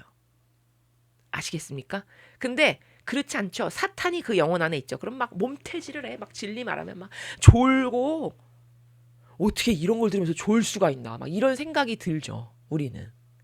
근데 막 졸고 고개가 떨어져라 목이 부러져라 졸고 아니면 막 지겨워하고 이런 건 다 뭐냐. 그 영혼 안에 사탄이 있기 때문이에요. 그게 바로 예수님이 그래서 내 양들은 내 목소리를 알아듣는다. 이렇게 그냥 관점적 나라에서 표현하고 마시는 거죠. 근데 그 내 양들이라고 하는 사람들이 그렇게 예수님을 돕고 협력하고 따라다녔던 예수님이 하나 됐던 그 사람들이 내 양들이 맞잖아요. 그렇지 않은 바리새인 율법학자는 예수님 말씀하시는데 무슨 말인지도 못 알아듣잖아요. 오죽하면은 니고데모가 예수님을 찾아왔던 유일한 율법학자죠. 근데 니고데모가 헛소리만 계속하죠. 못 알아듣고. 그 대단하다는 율법학자인데. 그쵸? 그러니까 예수님이 오죽하면 그런 말씀하시잖아요. 너는 이스라엘의 스승이라면서 그것도 모르냐? 이렇게 말씀하시죠. 오죽하면 그렇게 말씀하셨을까요? 예수님이 그렇게 다리 저는 사람, 중풍병자, 나병 환자한테도 면박을 안 주시는데 그쵸? 너 이렇게 무식하냐? 이런 말씀을 하시는 분이 아니잖아요. 인품이, 인격이. 근데 바리새인 율법학자가 찾아오니까 아니 제가 나이가 몇인 너는 다시 태어나야 된다. 이렇게 말씀하시니까 다시 태어난다고? 무슨 말이야? 이런 거 다 본질의 나라에서 말씀하시는 거거든요. 본질의 나라가 뭔지를 알 수가 있나? 대바리사이 대율법학자라는 분인데도 다 피상적이고 눈에 보이는 것에만 들으니까 아니 제가 나이가 몇인데 어떻게 다시 태어납니까? 엄마 뱃속에 다시 들어갈 수도 없고 이런 나라에서 말하죠. 그러니까 예수님이 너무 답답하니까 너는 이스라엘의 스승이라면서 그런 것도 모르냐? 이렇게 말씀하시죠. 이게 다 뭐냐? 물론 그나마 그래도 그 수많은 율법학자 중에 니고데모는 그래도 괜찮은 사람이었어요. 그쵸? 그런데도 불구하고 반향이 그 정도 수준이에요. 못 알아듣는다는 거죠. 그게 하느님 백성이 아니라는 증거예요. 이해되시죠? 무수히 많은 율법학자들이 예수님 말씀하시니까 다 하느님을 모독하고 감히 네가 뭔데 네가 뭔데 메시아라고 하고 내가 보기엔 그 거적들이나 입고 다니는 저 거지 같구만. 이런 나라에서 다 대했잖아요. 그렇죠? 자, 이게 바로 뭘까요? 그게 은총 지위에 없는 거예요. 하느님의 말씀을 알아들을 만한 은총이 그 영혼들 안에 없는 거예요. 왜? 사탄에게나 열렬히 하나 되고 동조하는 것들이니까. 아시겠습니까? 여기도 마찬가지예요. 지금 예수님이 은총 지위에 만약에 있다면 후대에 있을 애들 중에 은총 지위에 있는 애들은 알아들을 거다. 이 책이 나오면. 내 자애와 말의 헛구부동소가 지혜의 빛을 걔들은 느끼게 될 거다. 이 강의를 듣는 여러분을 두고 하시는 말씀이죠. 앞으로 후대에게 후대도 이 말씀을 듣고 회심하고 뉘우치고 완전히 달라져서 하나님의 뜻으로 자신을 변화시킬 그 영혼들을 두고 하시는 말씀이죠. 근데 여러분, 인간이 얼마나 웃긴 존재인지 아세요? 자, 그러면 우리가 지금 구약에서 내 양들은 내 목소리를 알아듣는다. 들을 귀가 있는 자는 들어라. 이것도 같은 나라예요. 그 들을 귀가 여기 지금 은총지위에 있는 그 사람하고 같은 차원에서 말씀하시는 거라고요. 근데 사람이 봤을 때 그 은총은 바리사이가 많이 받은 걸로 보여요. 다리 저는 저 절름발이 저 뭐 중풍병자 나병 환자 이런 사람이 은총을 많이 받은 걸로 보입니까? 모든 이스라엘 백성은 다 바리사이법 학자가 은총받은 사람이라고 생각하지 예수님한테 치유받은 나병 환자 중풍병자 어디 뭐 절름발이 기머거리 이런 사람을 은총받은 사람이라고 전혀 생각 안 했습니다. 오히려 저주받은 사람이라고 생각했지. 그쵸? 근데 은총은 그들이 받은 거예요. 치유받았다는 게 은총받았다는 증거 아닙니까? 아, 그렇죠. 치유 아무나 되는 거 아니에요. 여러분. 치유도 은총이 있어야 치유를 받을 수 있는 겁니다. 그러면 치유가 됐다라는 건 뭐지? 하나님의 은총이 그 영혼에 있으니까 받을 수가 있는 거거든요. 그러면 오히려 나병 환자, 중풍병자, 기머거리, 절름발이가 은총받은 사람들인데, 그쵸? 근데 이스라엘 백성은 거꾸로 이해하고 있죠. 그들은 저주받은 자들이고 저기 위대하신 대바리사이 대율법학자가 은총받은 사람이라고 생각하잖아요. 그러면 그 인간의 이게 다 무슨 기준이에요? 이게 신적인 기준이에요? 역겨운 본인들이 여태까지 믿고 따랐던 제도 전통에 함몰돼서 그런 거죠. 아, 본인들이 여태까지 바리사이와 율법학자가 가르쳤던 613개의 그 율법 그것만을 믿고 따르고 그것이 전부라고 생각했던 사람들이 말하는 기준에 근거해서 생각하고 말하고 행동하고 사니까 그렇게밖에 판단을 못하는 거잖아요. 그렇죠? 인간의 뜻이 이렇게 역겨운 거라니까요. 그래서 결국 자기네들이 저주받은 거 아니에요. 1800여 년 동안 나라 없이 유럽에서 맨날 가스실에 갇혀서 죽고 유태인을 얼마나 싫어했습니까? 유럽에서. 다 죽었잖아요. 그래서. 그렇죠? 그렇게 비참한 종족으로 지금은 2%밖에 안 남았거든요. 순수혈통 유태인이. 그렇게 된 거잖아요. 지금. 그거 하나님이 은총을 안 주신 게 아니라 본인들이 반영을 안 해서 그렇게 된 거거든요. 그러면 완전히 거꾸로 보는 거죠. 은총을 받은 사람을 저주받았다고 생각하는 거고 은총 없고 사탄의 자식인데 사탄의 자식을 대단하다라고 생각해서 그 사람들 말만 듣고 따른 거잖아요. 그래서 이스라엘이 망한 거죠. 그럼 지금은요? 지금은 어떤가요? 지금 거짓교회의 현실을 보세요. 어떤 걸 진짜라고 생각하고 어떤 걸 가짜라고 생각하는지. 똑같지 않습니까? 완전 붕어빵처럼 똑같죠. 그런데도 여태도 못 알아듣는 거예요. 그게 왜냐? 그게요. 은총이 없어서 그래요. 깨달을 수 있는. 은총 없으면요. 죽었다 깨나도 그 프로미스 못 나옵니다. 죽는 날까지 모를 거예요. 이스라엘 백성이 죽는 날까지 몰랐죠. 그래서 예수님이 돌아가신 뒤에도 아버지가 자애롭게 무려 40여 년 동안 기회를 더 주시잖아요. 마지막 기회. 근데 끝끝내 돌아서지 않았죠. 그래서 AD 70여 년경에 완전히 망한 거 아니에요. 이스라엘이? 완전히 망했잖아요. 역사에서 사라진 거 아니에요. 자, 이렇게 될 운명이 본인들도 똑같은데 나는 아니야. 애써 부인하면서 사는 거죠. 이거 무서운 겁니다. 이래서 인간의 뜻을 다 버려야 되는 거예요. 본인들이 가지고 있는 그 기준, 그거 절대 성경적이지 않거든요. 지금 예수님이 말씀하시는 은총 지위에 있으면이 같은 나라예요. 은총 있는 사람들이나 이걸 알아듣고 깨닫고 발견해서 자기 것으로 만들 수 있지 은총 없으면 백날 읽어도 모르고 자기 것으로 만들 수는 더더욱 없고 오히려 이걸 갖다 태워버리는 사람도 숱하게 많죠. 그 불행함을 나중에 어떻게 갚을까요? 그쵸? 그래서 그렇게 은총지위에 있는 사람들은 이걸 알아보게 될 거다. 그런 영혼들은. 그러면 자아석에 끌리듯 내 뜻에 대한 지식 안으로 끌려든다. 와, 정확한 말씀이세요. 이 위대한 은총을 아는 사람은요. 천상의 책에 맞들이잖아요. 이거 들으면서 줄줄줄줄 우는 사람도 있어요. 감동받아서. 저는 그런 분들도 알아요. 도저히 눈물이 멈추질 않는데요. 왜 우시냐고 물어보니까 은총이 너무 이제 세서 본인 영혼 안에 새겨진 은총이 너무 세가지고 들으면서 줄줄줄줄 우신다 그러시더라고요. 그런 게 은총 받은 영혼들이에요. 이해되십니까? 진짜 자석이 끌리듯이 자석에 빨아들이듯이 끌어들인다잖아요. 그렇죠? 이런 사람들이 은총지위에 있는 사람들이다. 아버지께로 은총받은 사람들이다. 이게 평상시에 반향을 똑바로 하고 양심이 있는 사람들이 보통 이런 은총을 받기가 쉬운 거죠. 은총지위에 있지 않은 사람들도 그것이 빛이라는 사실은 부정할 수 없다. 자, 설사 은총지위에 있지 않아. 그래도 그 아버지의 뜻이 빛이라는 것은 부인 못해. 왜냐? 빛은 언제나 선을 행하며 그 누구도 결코 해치지 않는다. 그렇지. 늘 좋은 것만 주는데 이걸 어떻게 거부할 거야? 아니, 빛이 인간에게 해악 끼치는 거 있나요? 끊임없이 열을 줘서 동식물 다 자라나게 해서 우리가 그 동식물 다 먹고 살게 해주지. 그쵸? 게다가 빛 없으면 인간도 죽습니다. 그쵸? 햇빛 못 쐬면 죽어요. 비타민 D 결핍으로 죽죠. 이렇게 좋은 것만을 계속 행해. 아무도 해치지를 않아. 근데 그 빛을 누가 그 빛이 좋은 거라는 것을 거부할 수 있는 사람이 누가 있겠니? 이런 말씀이죠. 그것은 비추어주고 열을 주며 사람으로 하여금 가장 깊이 숨겨진 것들까지 찾아내어 그것들을 사랑하게 한다. 누가 태양으로부터 좋은 것을 받지 않는다고 말할 수 있겠느냐? 아무도 그런 말을 할 수 없다. 야, 태양으로부터 열 안 받고 살 수 있는 재간 있는 사람 있어? 이런 말이죠.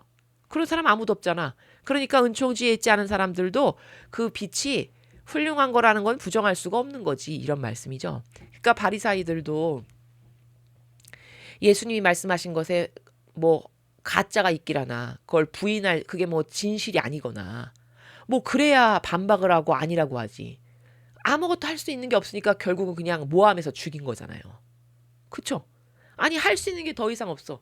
저 말이 가짜거나 사람을 속이거나 사람을 해하는 마귀의 말이거나 뭐 이런 거여야지 그거를 반박을 하고 저것은 사탄이니까 따라가지 마시오 뭐 이렇게 할 텐데 맨날 와서 진리 가르치셔 사람 고쳐주셔 죽은 사람 살려 내가 나쁜 거를 했어봐야지 말이지. 그쵸? 그러니까 그런 거를 도저히 찾아낼 수 없으니까 나중에는 어떻게 한 거야? 그냥 말도 안 되는 걸로 모함해서 죽인 거잖아요. 그렇죠? 지금 그 나라죠. 은총지에 있지 않은 사람도 빛이라는 거는 부정을 못하지. 메시아라는 사실을 부정을 할래도 할 수가 없지. 그분이 하신 일을 봐서는. 근데 그분이 이 세상에서 제거되지 않으면 자기네 세력이 위험할 것 같으니까 제거하려다 보니까 모함을 해서 뒤집어 씌운 거지. 모독하지도 않은 하느님을 모독했다라고 하면서. 요렇게 된 거지 않습니까? 자, 그런 나라고요. 그런데 나는 내 마음 안에서 이 글을 끌어내어 태양 이상으로 만물에게 선을 행하게 한다. 그래서 네가 쓰는 글에 지대한 관심을 기울인다. 왜? 루이사가 잘 써서 올바르게 후대에 전달돼야 만물에게 무수히 많은 선을 행하게 하는 글이 될 거니까. 그러니까 유심히 보시는 거죠. 제가 지금 내가 의도하는 대로 잘 쓰고 있나 이렇게. 내가 인류 가족에게 베풀고자 하는 크나큰 선 때문이다. 말씀하시죠? 지대한 관심을 왜 기울이신다고요? 앞으로 올 인류 가족에게 베풀 크나큰 선 때문에 내가 지대한 관심을 갖고 바라본다. 게다가 언제나 받아쓰게 하는 것은 나이고 너는 내 뜻의 긴 이야기를 기록하는 작은 서기에 불과하므로 나는 이를 나 자신의 글로 여긴다. 예수님의 글이 맞죠. 예수님이 영혼 안에서 영감은 다 불러일으키시고 이 사람은 그냥 들은 대로 마음에 깨달은 대로 쓰기만 하는 거예요. 단순히. 그러니까 서기라고 하잖아요. 서기. 서기가 자기 의견 쓰는 거예요? 아니죠. 회의할 때 나온 의견 그냥 그대로 받아 쓰는 사람이잖아요. 그러니까 너는 서기야 서기. 네 안에서 진짜 쓰는 사람은 나고 그걸 주지시키시는 거죠. 그렇죠? 그러니까 루이사는 도구적 삶이에요. 그러니까 이 거짓 교회가 뭐 나는 도구적 삶입니다. 이렇게 말하잖아요. 진짜 도구적 삶이 되려면요. 자기 뜻을 말하면 안 돼요. 맞죠? 여기도 너가 서기야. 서기가 자기 뜻 씁니까? 회의할 때? 그냥 간순히 기록하는 사람이잖아요. 그러면 본인이 도구적 삶이면 자기 뜻을 말하면 안 되지. 자기 뜻을 전달하면 안 돼요. 절대. 주님 거룩한 제단에서. 근데 다 자기 뜻 말하잖아. 맨날. 그쵸? 근데 또 도구적 삶이래. 본인이. 그럼 이건 안 맞잖아요. 언밸런스한 거잖아요.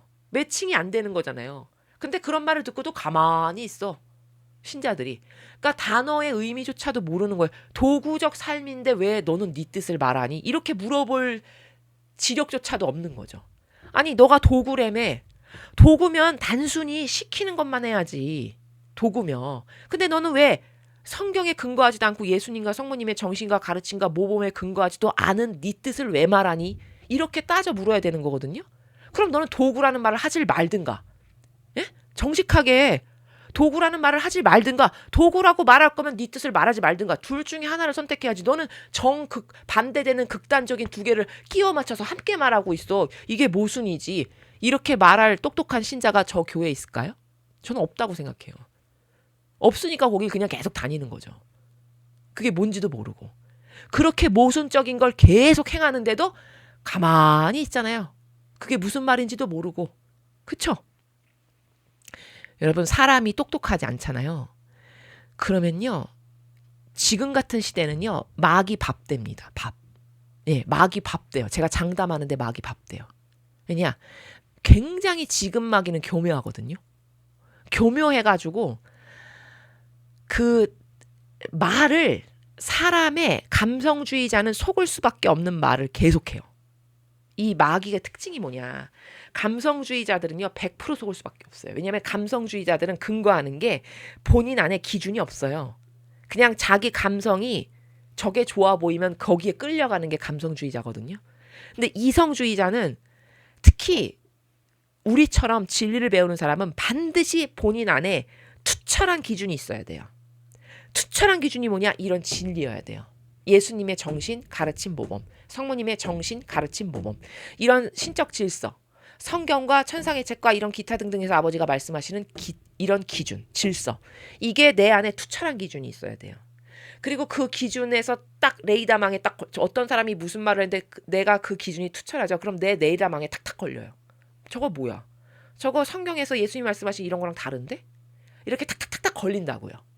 그러니까 안 속아. 더 이상. 아시겠죠? 무슨 말인지. 그러니까 안 속으니까 거기에 끌려가지 않아요. 근데 감성주의자는 특징이 뭐냐면 이 병든 자기 기호와 정서가 항상 기준이야. 그러니까 누가 내 가려운 데를 긁어줘. 내가 평소에 마음이 울적했는데 그걸 막 위로를 해주고 쓰다듬어주고, 그래, 아우 그랬구나, 자매님 힘드셨겠어요, 막 이러면서 막 위로를 해줘. 그러면 그 사람이 그 다음부터는 나의 전부야. 그 사람이 막 이상한 말 해도 그냥 다 맞아. 이렇게 되는 게 감성주의자 특징이거든요. 그러니까 이게 어떻게 마귀밥이 안 되겠습니까? 그렇죠? 그러니까 감성주의자는 따를 기준이 자기 병든 기호, 정서, 감성이기 때문에 그런 사람이 세상을 살아가는 건 정말 불행한 거예요. 불안하기 이를 데 없는 거고. 왜? 이상한 거에 필 꽂혀서 거기에 따라갈 테니까. 아시겠습니까? 그러니까 반드시 진리를 배워서 그 진리의 말씀에 가르쳐 주시는 무수히 많은 관점들, 원리들이 있거든요. 우리가 천상의 책을 한 챕터씩 배울 때 거기 무수히 많은 관점과 원리들이 있어요. 그 중에 이제 제목으로 뽑아주는 게 오늘 배워야 될 관점과 원리를 딱딱딱 뽑아주는 거거든요. 그러면 오늘도 3개였잖아요. 그럼 3가지의 관점이 내 영혼 안에 딱딱 새겨지는 순간이거든요. 빛으로 딱 새겨져요. 학습을 똑바로 하면. 그러면 영혼 안에 딱 빛으로 새겨지죠. 그럼 그 다음부터 그것과 다른 걸 누가 말하잖아요. 내가 오늘 어떤 학습의 기준의 절대적 근거를 딱 학습을 했어. 그러면 그게 나의 원리와 관점과 기준이 되는 거거든요. 근데 그것과 다른 말을 해, 어떤 사람이. 그러면 내가 배운 것에 근거해서 딱 걸러지는 거지. 저건 이상한 말이다. 저 무엇에 근거하여 저렇게 말하나? 이렇게 되는 거거든요. 이렇게 돼야 되니까 여러분이 진리를 열심히 배우고 똑똑해지셔야 된다라고 제가 말씀드리는 거예요. 그리고 참 무서운 게 뭐냐면 진리의 눈이 열리죠. 한 번 열린 눈은 안 닫혀요, 절대. 아주 무서워요. 일단 눈이 열렸잖아요, 진리의 빛으로. 그러면 감겨지지가 않아요. 아주 무서운 거예요, 이 진리가, 빛이. 그러니까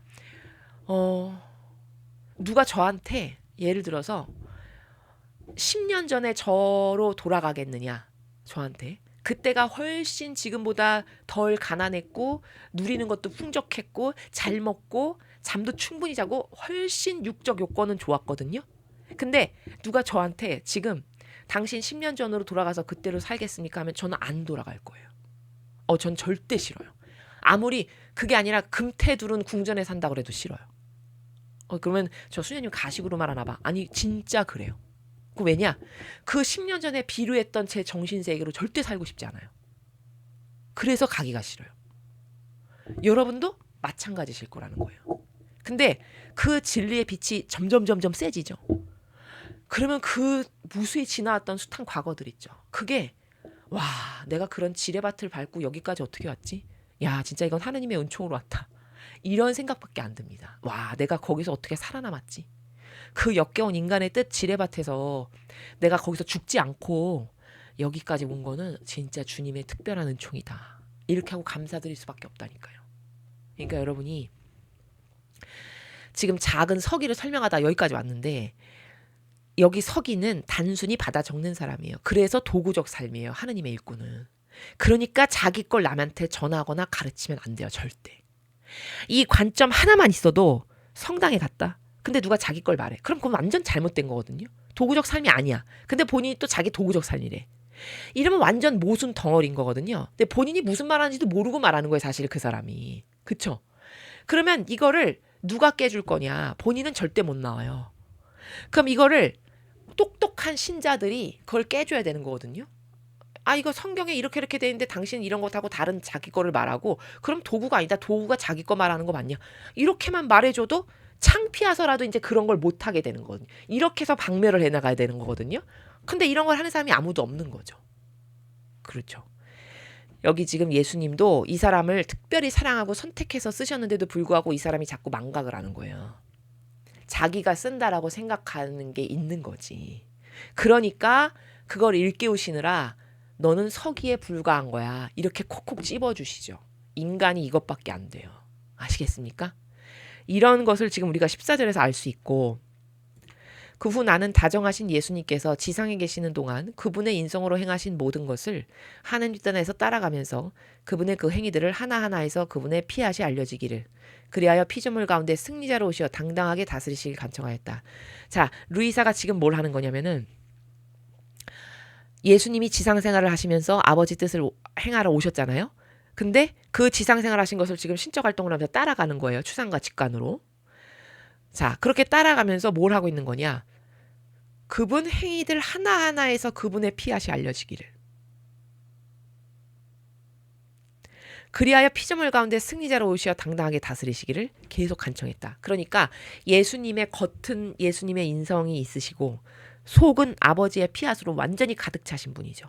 근데 사람들은 예수님의 겉만 보고 예수님 속 안에 있는 피앗은 몰랐던 거잖아요. 그 시대에. 그쵸? 그러니까 막 박해하고 막 이상한 소리하고 막 이런 거잖아요. 바로 루이사가 지금 예수님의 그 모든 행위 안에 숨겨져 있는 피앗, 아버지 뜻, 그것이 온 세상에 제발 알려지기를. 그래서 모든 이 지상에 살아가는 사람들이 나도 저 피앗을 저도 피앗으로 다스려주세요. 저도 피앗으로 다스려주세요. 이렇게 해가지고 아버지가 드디어 다스리실 수 있게 되기를 간청했다. 이 말이에요. 아시겠죠? 그러자 나의 가장 높고 유일한 선이신 그분께서 내 안에서 걸음을 옮기시며 이르셨다. 따라 모든 조물이 내 뜻을 가리는 장막인 것처럼 내 인성과 내 모든 업적과 눈물과 고통들도 같은 수의 장막이 되어 내 지고한 피앗을 가리고 있다. 자, 조금 어렵죠. 무슨 말인가? 잘 보십시오. 모든 조물이 내 뜻을 가리는 장막인 것처럼. 자, 아까 나무를 얘기했어요. 나무의 형상이 있고 나무 안에 숨겨져 있는 피앗이라고 하는 아버지 뜻이 있죠. 그렇죠? 근데 나무가 그 피앗을 지금 가리고 있죠.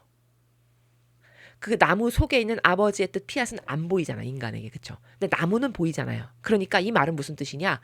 모든 조물이 내 뜻을 가린 장막. 나무가 그 속에 숨겨져 있는 하느님의 뜻을 가리고 있죠. 지금 온 인류가 그렇게 돼 있다는 거예요. 가려져 있다는 거예요. 피앗이 조물의 장막에 가려져 있다는 거죠. 그렇죠? 그런 것처럼 내 인성과 모든 업적과 눈물과 고통, 예수님이 이 세상에 오셔서 하셨던 모든 업적들, 그리고 예수님의 고통들, 눈물들, 그리고 예수님이 겉에 보였던 인성, 그것도 다 예수님 속에 있는 지고한 피앗을 가리고 있었다. 예수님의 속에 영혼 안에 있으신 아버지의 뜻 피앗이 예수님의 인성과 고통과 그런 업적들에 가리워져 있었다. 이 말이에요. 나무가 속에 피앗을 가리고 있듯이 그 장막으로. 이 피앗이 내 행위들 안에서 승리자로 다스리며 기초를 놓았으니, 자, 그런데 그 아버지의 뜻 피앗을 예수님은 완벽하게 이루셨죠. 완벽하게 다 이루시고 돌아가셔서 부활까지 하셨잖아요. 그러니까 승리하신 게 맞죠. 피앗이 승리한 게 맞잖아요. 그 영혼 안에서. 그렇죠? 그러니까 그 예수님의 영혼 안에 있으셨던 아버지의 뜻 피앗이 예수님이 무수히 행했던 행위들 안에서 승리자로 다스리며 기초를 놨다. 자, 결국은 아버지의 뜻이 예수님 안에서 완벽하게 다 이루어졌으니까 승리자가 되신 게 맞죠. 그렇죠? 결국은 온 인류의 모든 죄까지 끌어안고 배상보석을 철두철미하게 완벽하게 다 하시고 돌아가셔서 부활까지 하셨으니까 아버지의 피앗이 예수님 안에서 완벽하게 이루어진 게 맞죠. 그러니까 승리자죠. 이 말이에요. 그렇게 승리자로 다스리며 내가 기초를 놓았으니 피조물의 인간적 행위들을 다스려 오기 위함이었다. 자, 마지막 문장은 뭐냐면 내가 그렇게 내 모든 행위와 고통과 눈물과 이런 것 안에서도 결국은 피앗이 승리하게끔 함으로써 아버지 뜻이 내 안에서 다 이루어짐으로써 그것은 무엇의 예표다? 앞으로 이 우주 만물의 온 피조물 안에서도 내가 승리한 것처럼 아버지의 뜻이 승리하시고 다스리십시오 하기 위한 예표의 행위였다. 이 말이에요. 마지막 문장이. 피조물의 인간적 행위를 다스리고 다스리러 오기 위함이었다가 그 말이라는 거죠. 이해되시죠? 앞으로 아버지의 뜻이 제 영혼 안에서 이렇게 승리하신 것처럼 오셔서 인간 안에서 승리하셔서 다스리십시오. 그것의 예표로 제가 이렇게 완벽한 모범으로서 보입니다. 이렇게 하셨다라는 이야기를 하시는 거예요. 이해되셨나요? 네, 그런 겁니다. 그러니까 지금 16절은 이원론의 원리를 담고 있어요. 이원론의 원리라는 건 예수님의 겉은 인성이고 속은 아버지 뜻 피앗으로 가득 차 있었다. 이렇게 이원론으로 구성되어 있는 거죠. 마찬가지예요. 온 우주 만물도 나무의 속은 하느님의 뜻 피앗이 숨겨져 있고 겉은 나무로 되어 있는 이렇게 이원론으로 다 되어 있다라는 것이 여기 지금 16절 안에 내포되어 있는 거고 그 다음에 두 번째는 그런데 그렇게 내 안에 숨겨져 있던 피앗이 나는 결코 승리했잖아. 아버지 뜻이 내 안에서 완전히 다 이루어졌으니까 승리한 거지. 이렇게 된 것처럼 내가 그렇게 승리자로 다스리면서 기초를 놓았던 거는 이렇게 내 영혼 안에서 아버지 뜻이 승리한 것처럼 앞으로 인류 안에서도 아버지 뜻이 승리하셔서 이렇게 오셔서 다스리셔 주십시오. 라는 것을 내가 예표로 보인 거야. 요런 말이라는 거죠. 하지만 너는 아느냐? 누가 그 장막을 찢고 내 피앗을 나오게 하여 자기 마음 안에서 다스리게 하는지를? 그것은 나의 각 행위에서 내 피앗을 알아보고 밖으로 나오도록 초대하는 사람이다. 자, 그런데 그렇게 예수님은 마침내 예수님 안에 숨겨져 있는 하느님 아버지의 뜻 피앗이 승리하신 분인데 그런데 지금 이 시대는 그렇게 피앗이시여 다스려 주십시오 저를 이렇게 청하는 사람이 없잖아. 그렇죠. 없잖아요. 근데 그것을 청하는 사람이 바로 지금 루이사 피카레타라는 말이에요. 여기 보면 그렇게 마음 안에서 다스리게 하는 사람이 누가 있느냐. 그것은 나의 각 행위에서 내 피앗을 알아보고 밖으로 나오도록 초대하는 사람이다. 루이사 피카레타가 지금 그거를 알고 계속 초대하죠. 제 안에 계신 피앗이시여 다스려 주십시오. 인류의 영혼들 안에 있는 피앗이시여 오시어 어서 빨리 아버지 뜻이 다스려 주십시오. 이걸 계속 초대하고 바라고 갈망하고 기도하죠.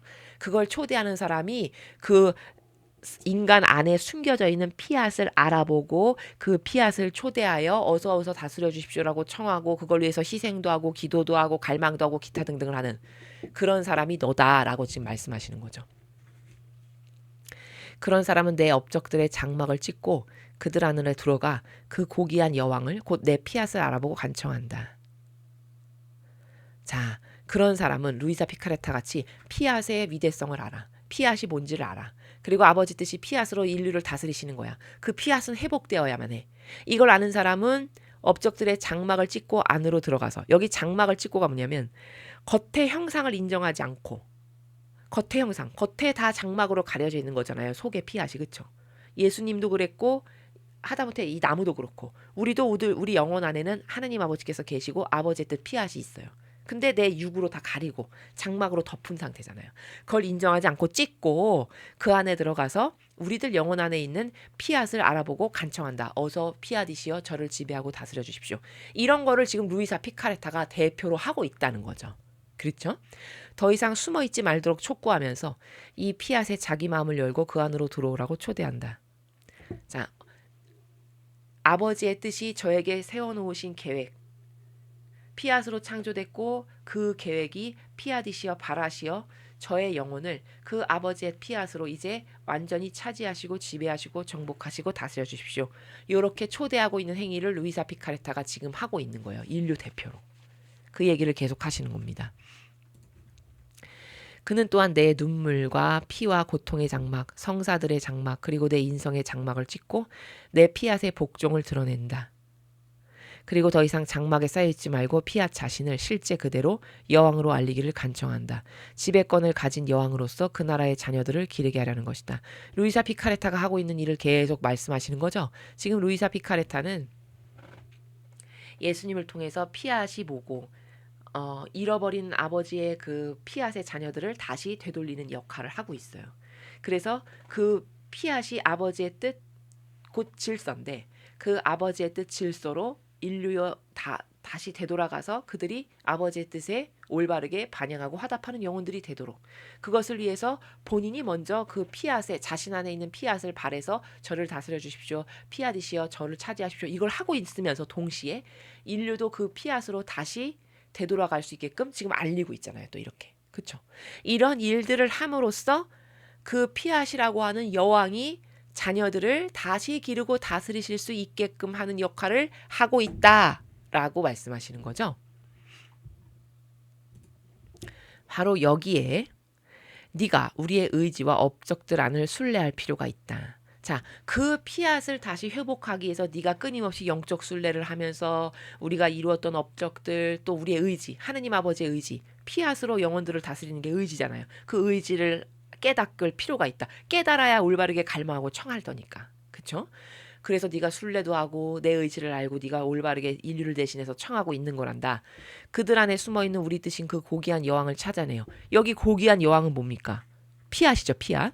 그 피앗을 찾아내어 장막을 걷고 겉에 보이는 형상을 찍고 그 형상에 구애받지 않고 그 방에서 나오기를 간청하려는 것이요.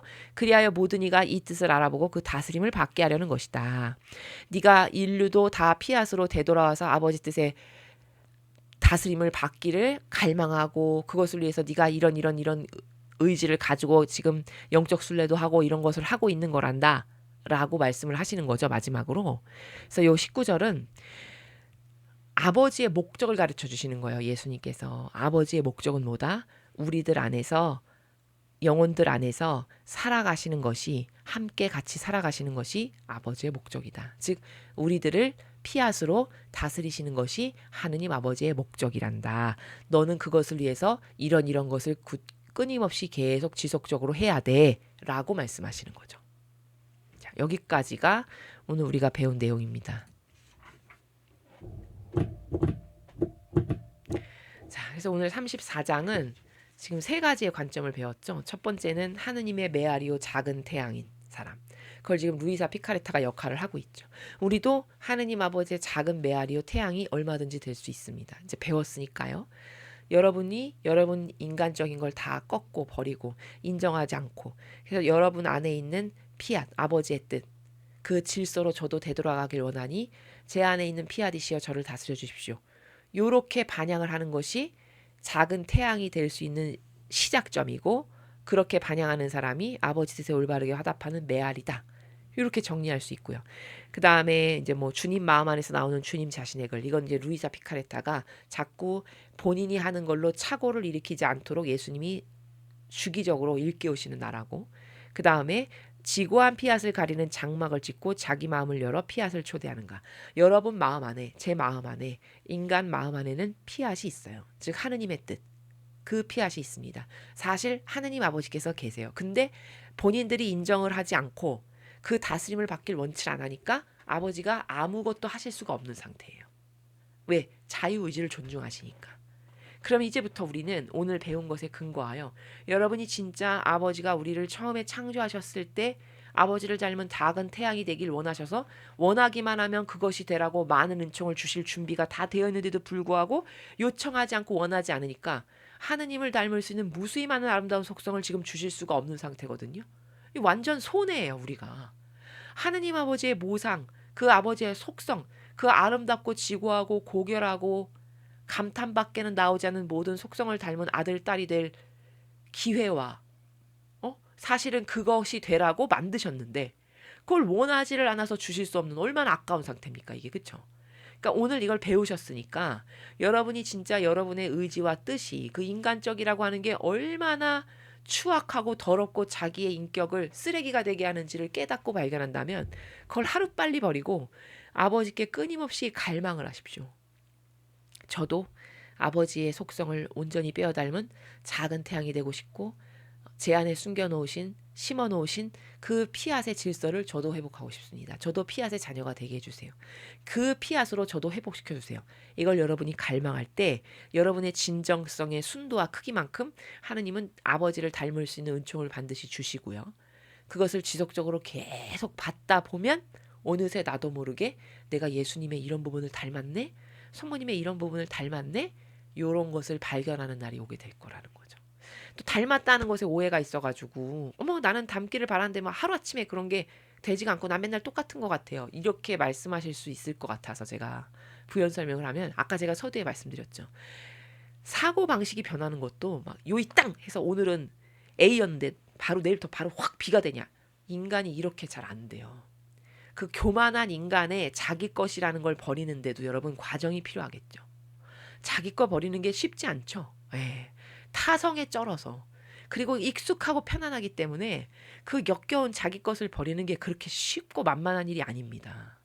그렇기 때문에 그것은 서서히 이루어지는 거예요. 물론 그것도 사람마다 조금씩 어떤 정도의 차이는 있겠죠. 그러나 내가 오늘 달라져야지 한다고 내일부터 완전히 확 달라지는 이런 사람은 없다는 거죠. 그러나 깨달은 것만큼 발견한 것만큼 내가 가다가 또 내 걸 자꾸 쓰고 있어. 아유 또 내 걸 썼네. 다시 일로 돌아와서 다시 노력하고 오뚜기처럼 다시 일어나서 다시 노력하고 이런 것을 반복하면서 내가 어느새 A였던 사고방식이 B가 되는 거지. 그게 하루아침에 순식간에 마치 나무토막 확확 자르듯이 되는 이런 것이 아니니까 여러분이 나는 그렇게 하는데도 별반 다르지가 않은데요. 이렇게 생각하시는 것은 요 변화 과정에 대한 오해가 좀 있으셔서 그렇다. 그렇다고 해서 실망할 필요도 없고 포기할 필요도 없고 그냥 항구하고 지속적으로 내가 매일매일 죽는 그날까지 계속 노력을 하는 거다. 우리의 이 여정은.